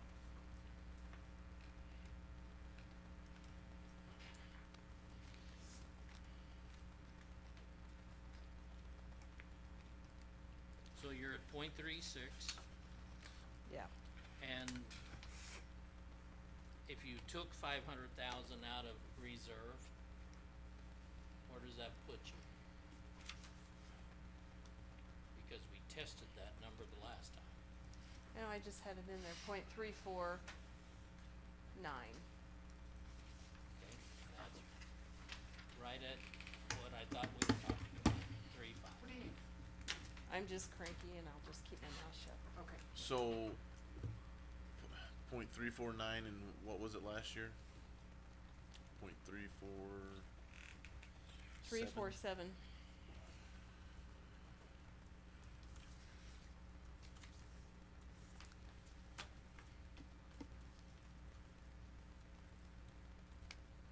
So, I I think we're close. I think we're really close. I would like to see some more. I would like to see the levy come down. Here we are, where we have bemoaned the increases in property values since June 1st. We have complained and complained and complained for months about, quotation marks, what the assessor did to us. And now we're turning around and we are increasing the levy. That is unacceptable. But you've had 2 years where you kept it under and you had everybody scrimping and saving, so now we are hurting. We can't continue operations at a negative growth. And if anybody agrees with me, they could speak out. I'll speak out, there's no way we can continue. We can't continue to Next do year's this, gonna and be how worse. It's come gonna- everybody has to cut but the assessor? I don't Next year- get it. Next year will I be agree worse. with Lisa, you know, we This can't keep isn't- cutting. This isn't negative growth. Yes, it is. Yes, it is. We're giving away 2.5, bringing in 2.29, we're giving out 2.25. It's still growth. I don't know where it'd be. We're, all I'm saying is, tax asking last time was this, and tax asking this time's gonna be this, and that number's higher than this number, that's growth. Do you pay more in groceries? But look how much everything's changed. I mean, our fuel prices, I mean, tires, batteries, I don't care, and that's what this whole place runs on, is Yeah. moving. Well, we Unless you wanna spent go 2,000 on backwards, and food during the that's property dragging our tax head, and we can't do protest. that. You know, are there, how many miles of road do you not want to take care of? We gotta do all of them. Well, When it snows this winter, we're gonna do every one of them. okay, and we need to, cause that's what the taxpayers are paying for. The taxpayers are paying for a certain level of service. Should we cut our Christmas party this year? I mean, we gave them a COLA, cut the Christmas party. Well, there's my other problem, is I think it was my suggestion So I'll take responsibility for this, but I suggested giving the 3.5% upfront, and now it's like they're entitled to it. And in the years past, when we've waited to give the raise at the end, we got a little bit more cooperation from the department heads in developing their budgets and keeping the levy down. And now that we've given, and I think the raises in the last couple of years weren't as much as 3.5%. I think they're 2.5 or 3. We did 2 But over here. I think everybody's really given except for one. I'm sorry, I'm gonna say it over and over and you guys are gonna ignore me, Well, but there's everybody's no given it. doubt that there's a conflict between you and the assessor's office. Well, And, so I understand that. COLAs And or- I understand your opinion, and I wanna listen to it. And, I will be but there is no doubt that, his department, we're talking 2 people. And that alone is a significant difference compared to everybody else, because I would have been on everybody else, if they were asking for additional people. And so I understand that, but you also gave us the sheet of how many employees has been in that office. And I'm assuming you gave it to us for a reason, so we could understand it and use it Yeah. for comparable type things. absolutely, and he's asking for 2 more than we've ever had in the last 5-6 years. I'm sure the roads department could use some more people, couldn't it? Well, he needs 2 over there, he's holding back on 2 right now. We could all use more people. Every department could use more people. Every department could use more people. Everyone could work a little less if we just hired a few more people. Well, of course, but And we could get a little bit more done if we just hired a few more people. That is not, what's the point in that, Charlie? there's no point in that. Okay. That's my point, is that we can't go on growing this thing. This thing outgrew his britches for 30 years. I came on the board to stop that. We've done it 4 out of the last 5 years. I'd like to do it again. I would like to lower the levy again. Values went up tremendously. There's no reason why the levy shouldn't come down. They didn't go up tremendously. They went up much more last year. They did not go up that much. We had a little more cushion last year Plus we than had we do this year. We had 350,000 in the sale of a building that takes a lot of, a big bite out of it. 500,000, 500. yeah. I Well, thought we we sold brought it for it- 350. No, we sold it for 5.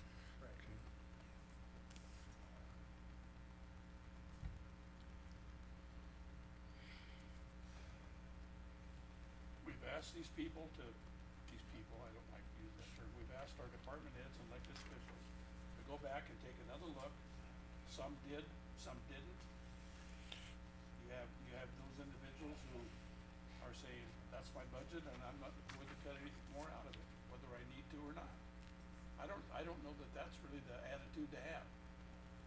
If that's the attitude that you're gonna have, then we'll cut it out, how's that? And we've done that before. It's not hard, you have X number of dollars coming in, and you have this much money over here that they're asking for. Sooner or later, those two have to balance somewhere. That money has to come from someplace. It's not rocket science here, guys. That money has to come from someplace, or it simply has to be less.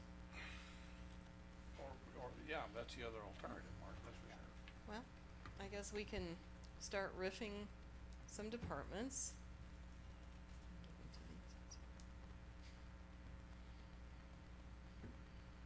No, we're not, I'm not saying, I said that in jest, but, I mean, this spending has been crazy, you say, but we go ahead and approve a prison contract. This is what Bonnie's coming in.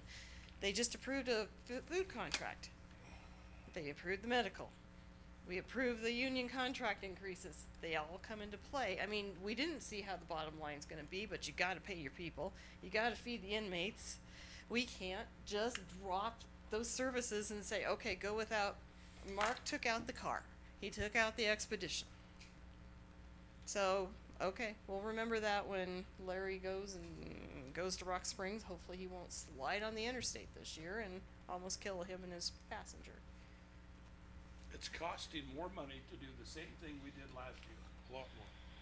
Yes, it That's what is. you gotta be thinking about, and that's without increasing, that's without doing anything. It's costing more money, it's costing everybody more money. It's costing the suppliers more money, it's costing us more money, it's costing each individual on this board more money to live.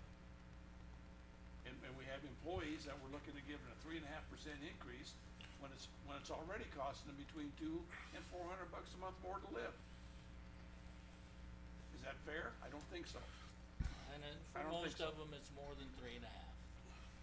For most of them, they have a step increase coming and other money coming. Along with the 3.5, yeah.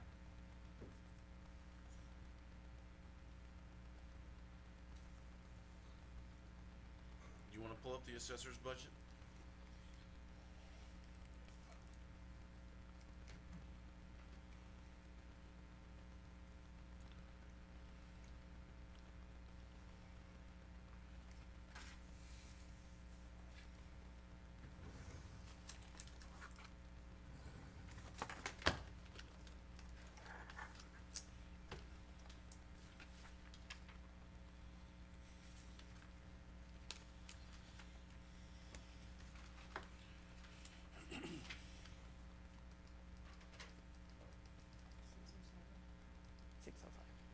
Five. Oh, I'm 607. Close. Back in the good old days, I used to have a job just in the office and there. So if we look at that group of twos. Last year's total was $74,249. This year's total is $312. But we've got the 200,000 in there for commercial reappraisal. So if we subtract, we've already lowered it a little bit. Are you looking at the one she printed A2? I've got the one that From she sent me the this week. beginning. Oh, probably from the beginning, I got it up there too. Do you wanna print that? Kelly? No, we don't need I it. think I did. Kelly, your experience in that office. If we postpone that 200,000 for 1 year, what's the consequences? What's gonna happen? Well, it's gonna go up, but that's just splitting it between 2 fiscal years is what your direction was on that part. Right, but if we postpone this year and move it into next year, still do it within those 2 years. It's real simple, Ken. Next year, we're gonna have less money. The last commercial appraisal was in 17 though. Yeah. That's the thing. The last has to do commercial it. appraisal He has was to in do it. 17. We're gonna have less money next year than we are this year, because And, everything else is going up. and the It's bill's not gonna going go down. up, I'm sure. And that bill will go up. He's got a locked in price right now.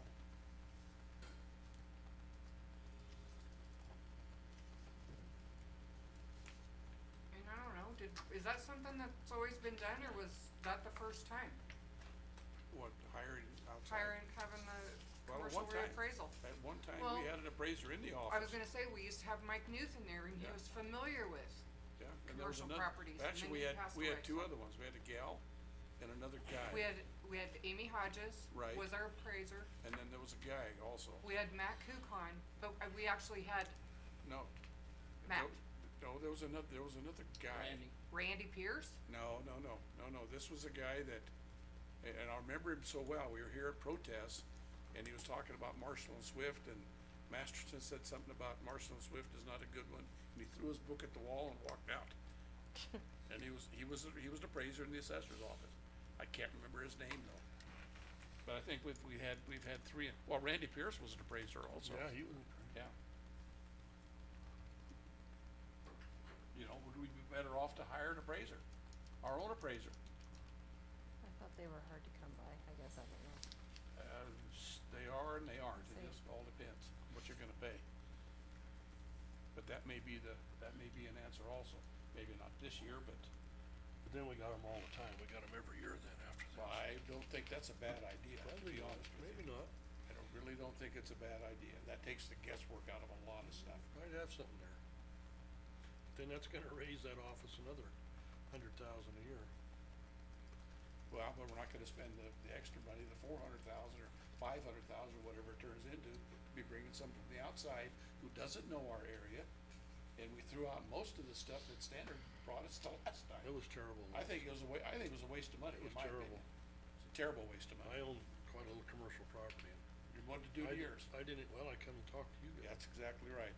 As did most everybody else that had their property increased considerably.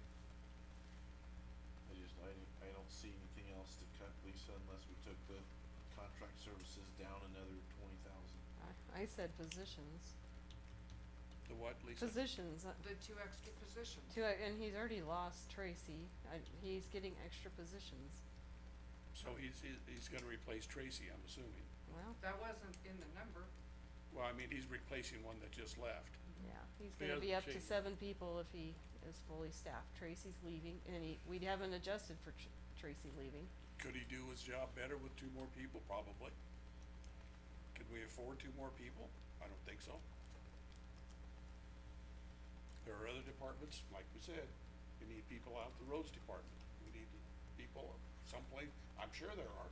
Sheriff holding off on 2 Exactly, positions right now. exactly. So his primary budget has $117,000 for 2 people.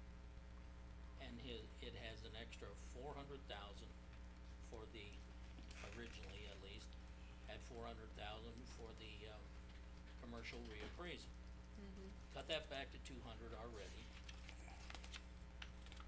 I don't know why. But those are the 2 things that are, I don't know why he needs all the Significant. extra contract services personally. Looking back, it doesn't look like we've paid out the that large amount. contract services is what you brought up last meeting. You got, And we talked about taking $40,000 out of that. And we did. Okay, And we did that, but I'm just looking at years past, you had contract services, but nothing in contract for reappraisal. This year, we've got contract for reappraisal, I get that, that's important, but what are all the other contract services for $70,000 that we're paying for? I'm not sure, and I guess that he's not here to answer. Well, I was asked, and what's that 110 on contract services? that's what they're That's the talking about. question. And it's now down to 70. It's now down to 70. Eagle View?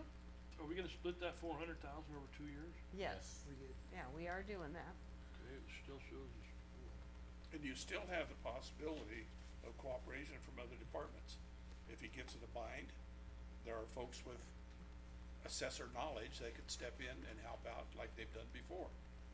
I don't think we need to leave him high and dry. But then we're paying overtime is the only, we're paying 1.5. Well, if they're if they're already working them here. Well, if you can get them during the day, 8 to 4, whatever the case might be. if you can get them If during. another department can let them go for whatever to get caught up, that's cooperation. It doesn't need to be consolidation, but it can certainly be All one's cooperation. I need something. And there's enough expertise that can step in and help out. We utilize Kaina, we have Amanda, we have Jean. I mean, even though she's the elected official, but she was real good about stepping in to help out. Nobody wants to leave anybody short. I don't think that's the case here. Yeah, Gene pulled us out of the fire last year. Yes, she did. Well, so did Kaina. Yeah, we have. So did Amanda, so did everybody else that stepped up to the plate and helped out. And I think you can do the same thing without spending a lot of money.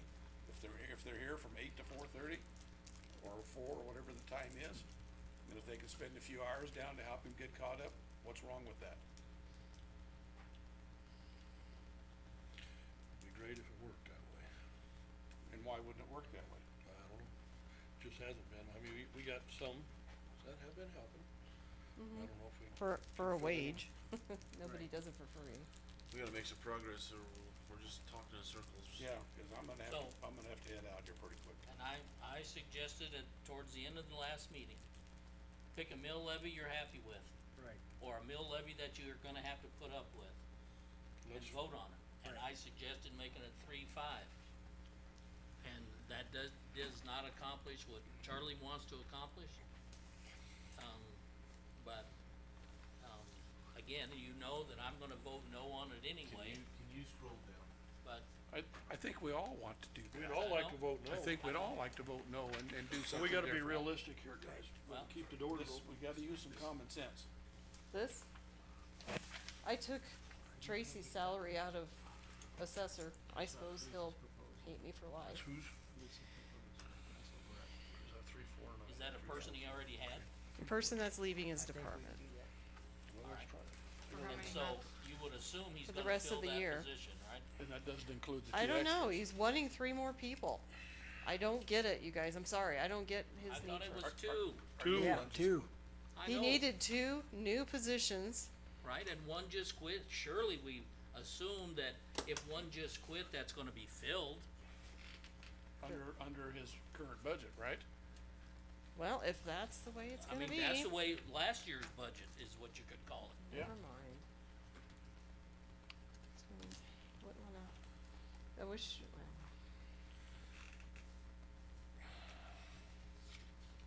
I just feel like there's a little bit of favoritism going on.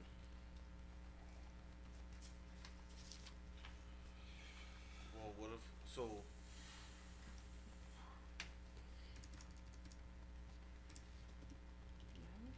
Does he know that we already cut some out of his budget? Well, remember the Yeah. other day? he was here. He was here for part of that. Okay. It didn't make him very happy. Well, nobody's happy about having to cut their budget. They still have things Yeah, to where's do the- and like to have things. I'm, So are we okay, so currently, so currently he now has 3 open positions. When Tracy leaves, well, apparently, he lost Michelle and he wants 2 new positions. Who's Michelle? Michelle left a couple months ago But she got replaced.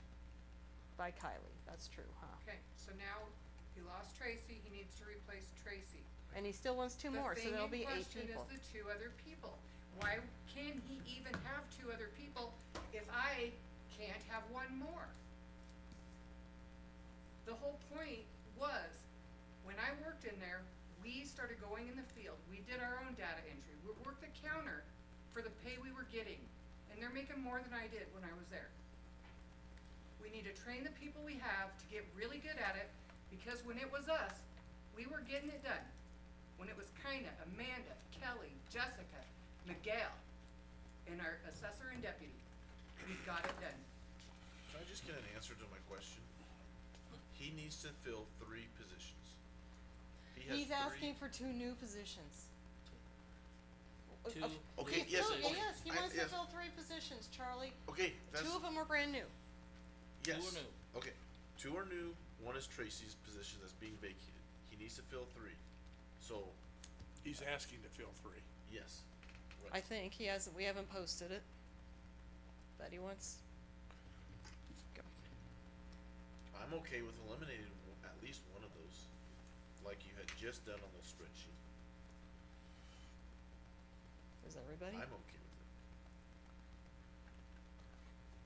Well, early on, it was brought up a hiring freeze. Are we gonna stick to that, or are we just gonna let anybody hire whoever they want?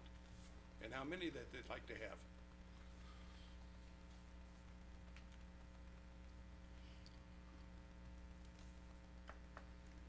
Well, I guess I'll just make a motion for a straw poll. Can we eliminate 1 position from the assessor's budget? I don't think we have to make a motion, we just do it. we just do it. Well, we're sitting here waiting, if we could just get a straw poll, then. Yeah. we could- Nobody else- Those 2 just said do it. And I then you agree with said- Charlie. Nobody else was speaking, 2 so of I us thought just there was said, a whole. if that's what your plan is, let's get on it. Okay, let's remove one of those positions, Lisa. Okay. One of the two new ones that he's asking for? One of the 2 Right. new One ones. of the new ones. Yes. So he still needs I, 2. I would go for both of them. No. Replace Tracy and eliminate the 2 new ones that he's asking for now. I will also go with that.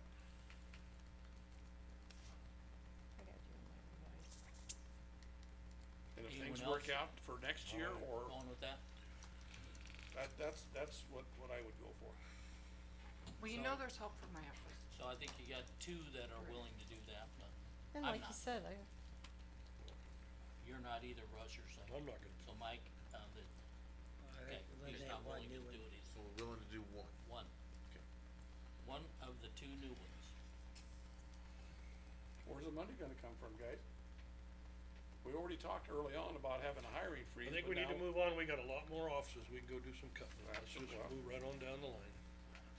Well, that's my point is, you can cut all 400,000 or 500,000 that you're talking about, and it ain't gonna solve the whole problem. No, you So- can't get it all out of there, you ain't So, gonna get it out of nowhere. Mill Nothing. levy wise, are we at .349 right now? I haven't taken it out completely, you gotta give me a moment. I'm sorry.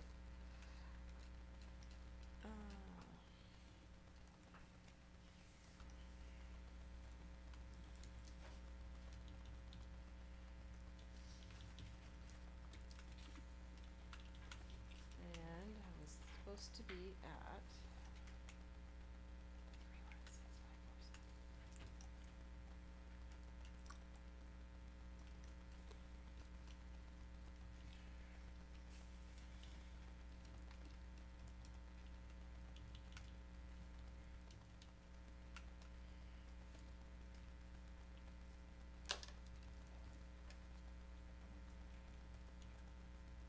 Okay. You already reduced the overtime the other day. I think this is what he was budgeting as if he had all the positions for health insurance. So I'm gonna take out one.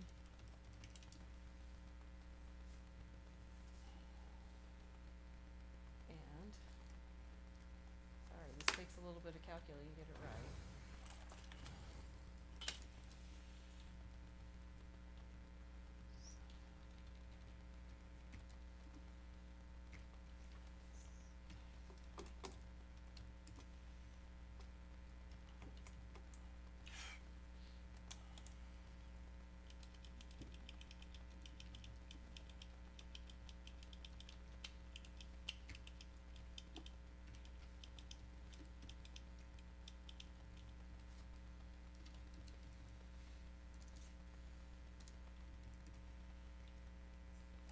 Alright.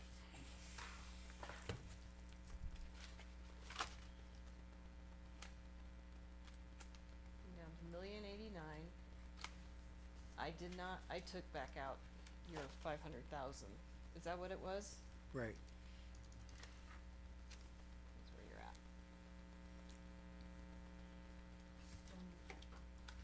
.348. Oh, I think there was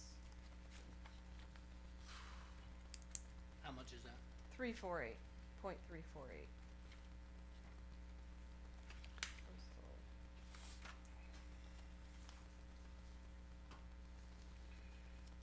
You know, I need to check that auto insurance number. I'm not even sure that's right. I'll double check that.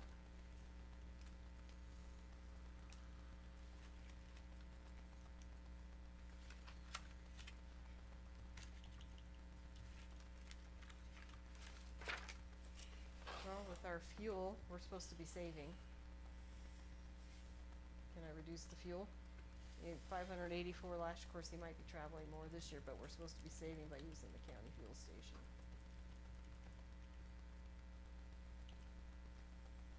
And we probably do need tires on those old cars, they're like 2010s. I don't know if he's, yeah, that might happen. Don't know what those are about. Have you had a chance to look at our copy bill? No, I haven't. So that might lead to some Well, questions just- too. yeah. I'd say, I think we talked about taking out fives. I don't know how much, what How kind of about office the, equipment or data processing. How about the public defender budget?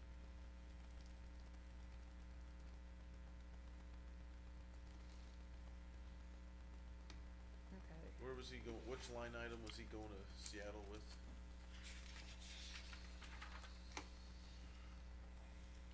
Right here. These two. So yeah, those probably could go down.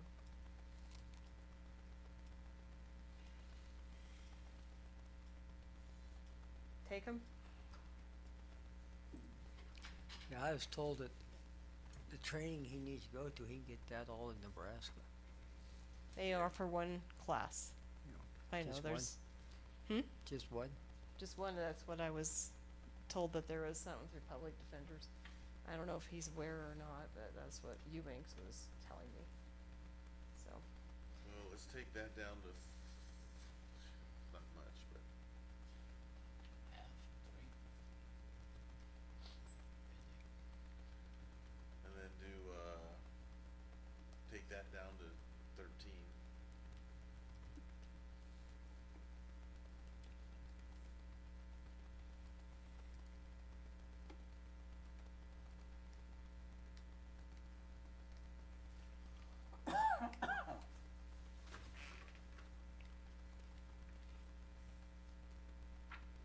So office supplies $6,000.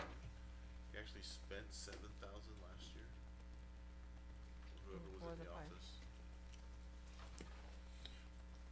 What did we take down drastically of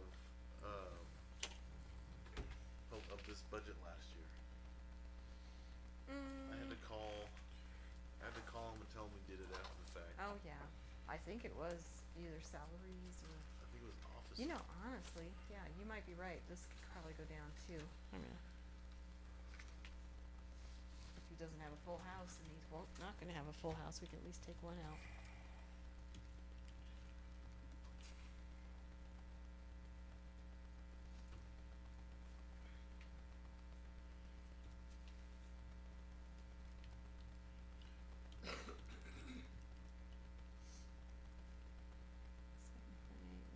Anyway, which line item, I don't remember, Charlie.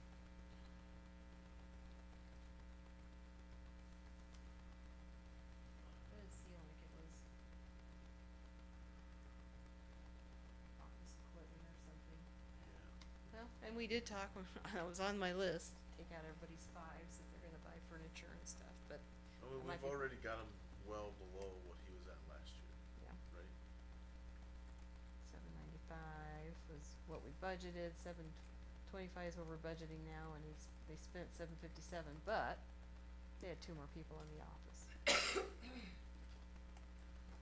So, do you wanna see it again? I'm sorry, I didn't mean to scroll fast. Oh, I think we're okay here. I think I What did about county reduce. attorney? He might be hiring somebody.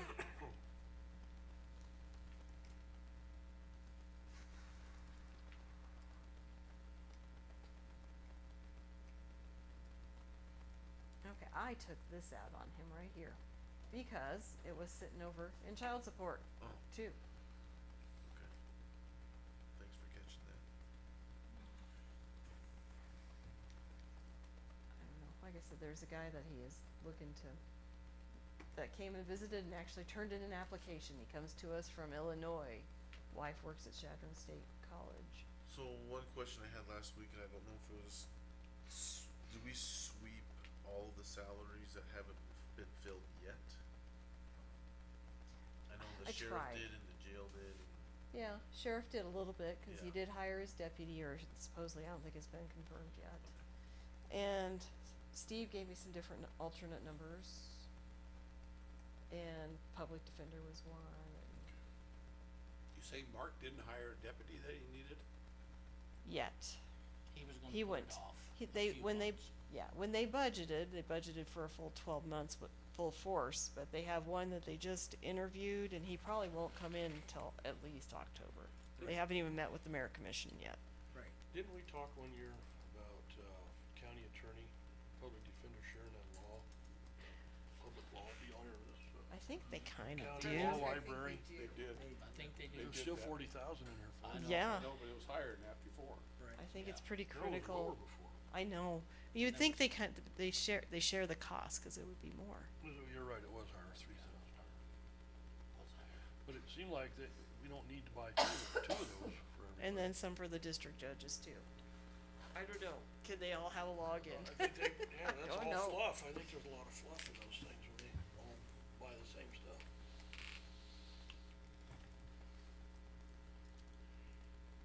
Another thing you have consideration, inmates have to have access to a law library also.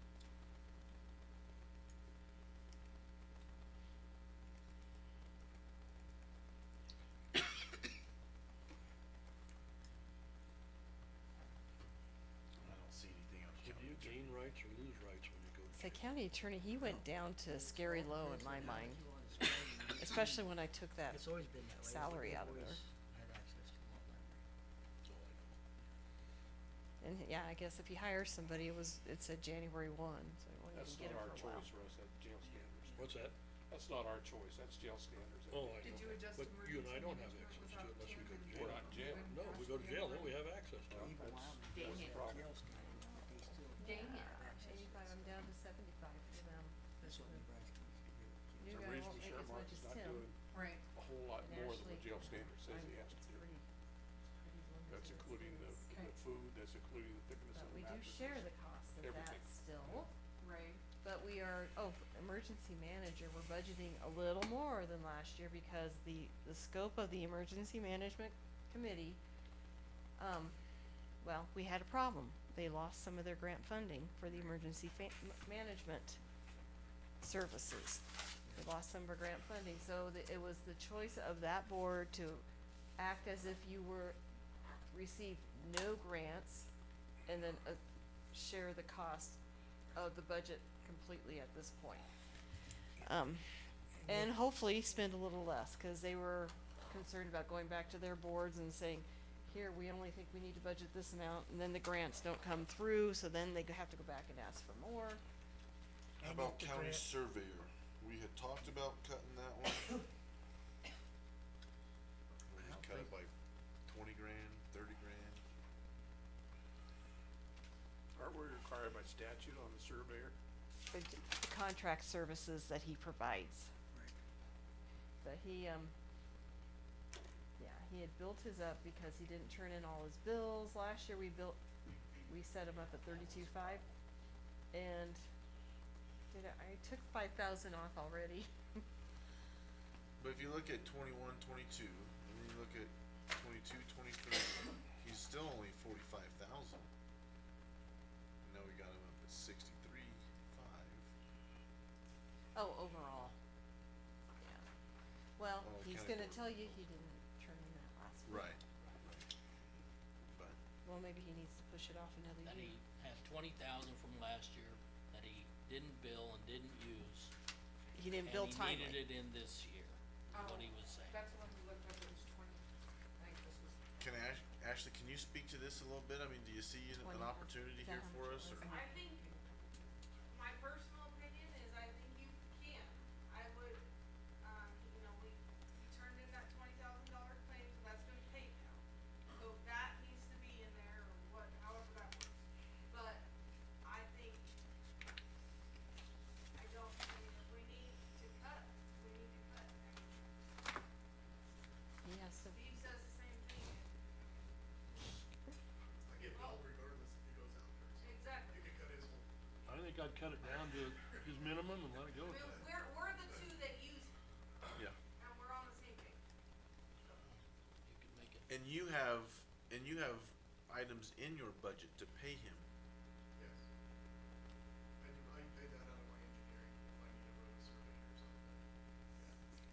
He bills for it, it's just, So you could use somebody else besides him, Why are, if you wanted to, right? I've used Scott before. but why are you paying for that when it's in his budget? I don't know, I've always paid for it. I don't understand. Never understood. Well, let's take that budget down to Being a county surveyor, 45,000. 4,500. All we need to do is pay him in and we'll come up with the rest of it. Well, we gotta keep that 20 in there to make up, we gotta keep, You have to do that because that was. it's already paid. We've already paid that out of this fiscal. yeah. So that needs to be in there plus his salary, so it needs to be a minimum of $23,494.25 And that's what you make it right there, that'll work. I'd You say on make, that line item, I'd say make it 30,000. and it's 40. Yeah,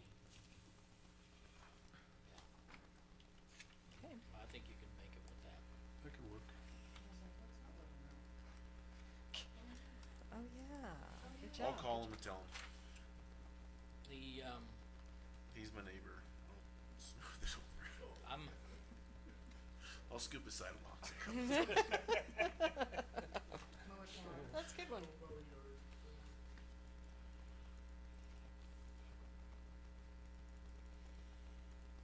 are, I let's go see what Jay had going on for projects too.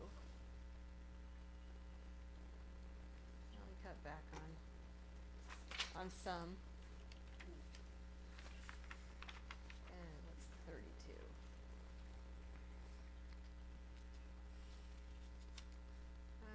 Fire alarm system upgrade. He took out his pickup. What do you want for six, he already took out down to 6,000, 12,000 miscellaneous equipment. Could take that.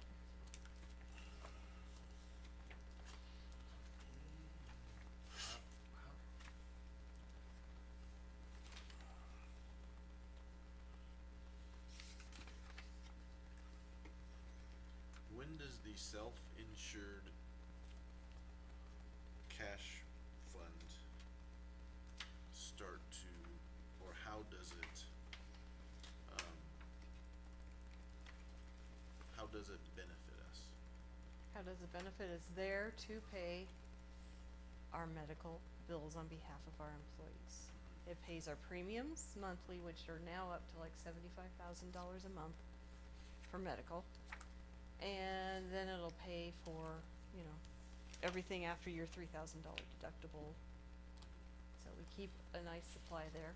Last year, we did propose moving some money over from there. Never did do it. But then we had a tough year too. And you have some unanticipated expenses that could come out of there too, if you have the money. What's that? I says if you have some claims that you don't know about, Yeah. how are you gonna fund that? So the fund balance is $1 million right now?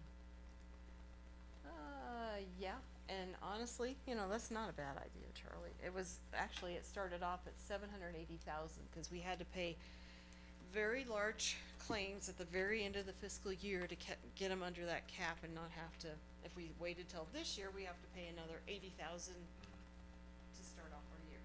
So it typically is around $1.2 million. It's been Plus- as high as 1.5, am I seeing that correctly?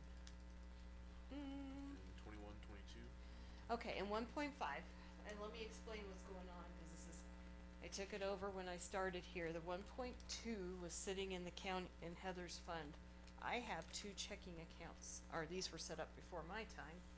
A dental account and a medical account, which each, that's the two balances you see below. So the total of all three lines is the $1.5 million. And last year we did budget to move 130,000 out of here. And did I just do that, or did I already have it in there? And you guys, I already have that budgeted in there to move 130. I'm not interested in taking a whole lot, just curious about. But it would go into If A it- and G. It's not a bad idea. I mean, if we really need some extra cash, it's something we could look to do to balance the budget, right? Where's my line? Transfer for, oh, I need to go put it in the revenue, that's why.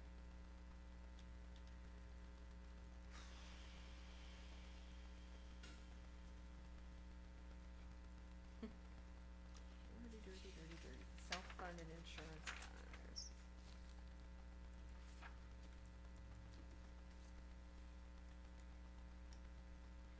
So that.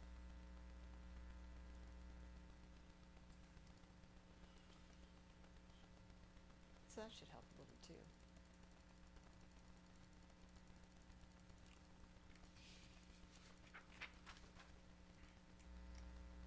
Okay, Mark, I gotta go. You're there. My caretaker's heading home. You're there. Take good care of her while you're. How much are you down I'm to? not there to do it. Yeah, you Three, better four, go. eight, Go ahead, that's go. reducing that, We'll sort through it. this. That 130 you're talking about. That's reducing the budgeted cash reserve. I'm sorry, my brain went. So So we're, we've lowered the levy and we're still on the pink postcard. And where you at on the assessors as far as adding people? We took one position out. One new one and filling the position where somebody left. The one that left. Go So back it's to one our new one. current levy with what you just did. If it comes down to another straw vote, I'm for not replacing the two, but that's okay, that's The fine. two new ones. The two new ones. The three- Replacing the one that left, obviously, is fine. I have The no problem. other day when she's down to 348 now, and are you willing to go that? 3438. We're down 343. 3438? Right. Yeah. And again, what was it last year? 347541. So I could add some reserve back. Why don't we just leave it And that's low? not a bad idea, really, guys. You're really flirting with problems when you start dipping into that reserve too far. I would leave that cash reserve in there for right now, the year we've got coming up. We have no idea what we got coming up, that's the I problem. put it 300,000 down, and I'm 0.349. You're not there anymore. I think I'm there. 0.34 is really good. I got it. Okay, so I guess, I might ask that question, Either way. based upon what looks like our preliminary information here. Are we Just a okay minute, with just a minute, 347? Ken, just a minute. We may have to have your vote to push this through if we're gonna vote on this thing tonight. We voting on it We tonight? only have to have a, 3 of 5. 3 out of 5. We don't have to have If you 4. don't have it, you don't have it. So what is our current, We don't have it yet. What? current levy right now? I think we do I have it, made but this I may not. $300,000 different, not 5. What if you I'm do 4? 0.349. What? That's What what I if you thought. do 4? What if you went in the middle? Just, So it's 3, 4, 349, is 6. that what you're Right. saying? you're Right. there. You got a lower levy. 346. You're 346, still okay. lower than Last before. We're on the pink postcard. And but we have a honest, lower levy. yeah, and Now we honestly, just need to vote for the pink postcard. I well, wouldn't even worry about the big postcard. it's, you're gonna happen. You're gonna It's- have it We anyway. gotta have to. Right, well, okay, so what, assuming we're at 346 tonight, Yeah. okay? What do we have to do? What do we need to do tonight? You We're- need a motion, or what do you need? I don't need anything other than, a motion would be good, that Okay. you agreed and you Yep. voted. That's gonna be the That this mill is where levy. we stop, yeah. We set the mill Got a levy. motion for the mill levy to be 346. I move that we accept the mill levy of 3.4, or 0.346. 440. 440. Okay, so we have a motion, I'll second that motion. okay? So we have a motion and a second, any other discussion? Alright, hearing none, I'm just gonna say, thank you guys. alright. So we'll go ahead and vote for the motion.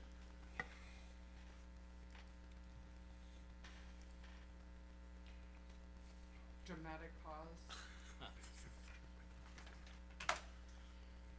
This has been tough.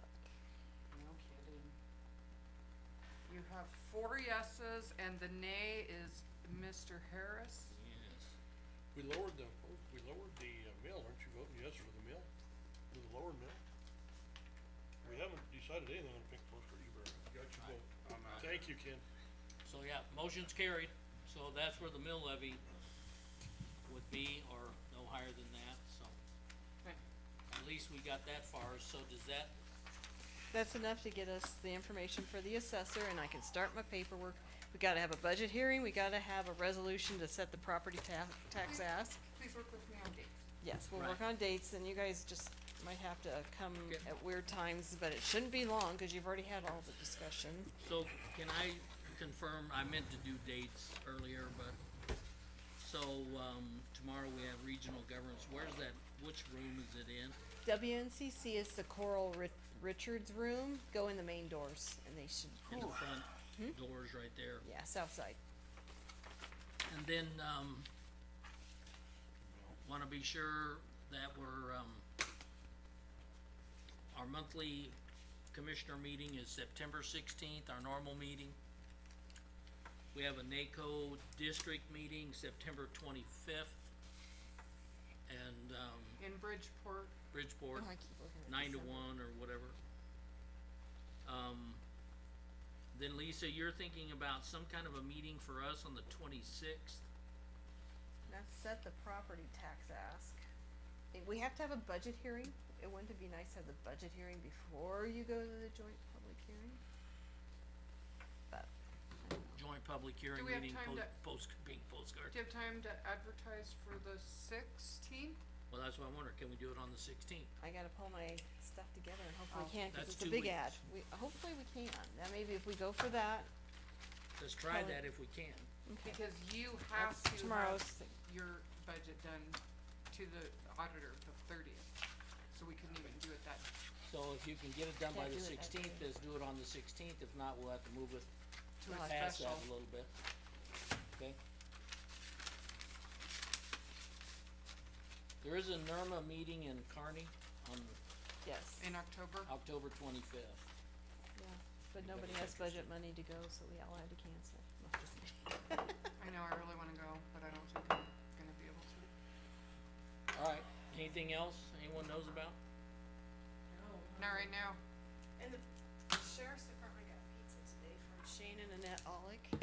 You got what? Oh, wow. They got pizza. Oh, The sheriff department and the detention Jail, center and me the too. comm center, they bought pizza for everybody. them. Yeah. And I texted Troy and he says there's some in the sheriff's fridge. Alright, hearing no more business. Meeting adjourned. All right.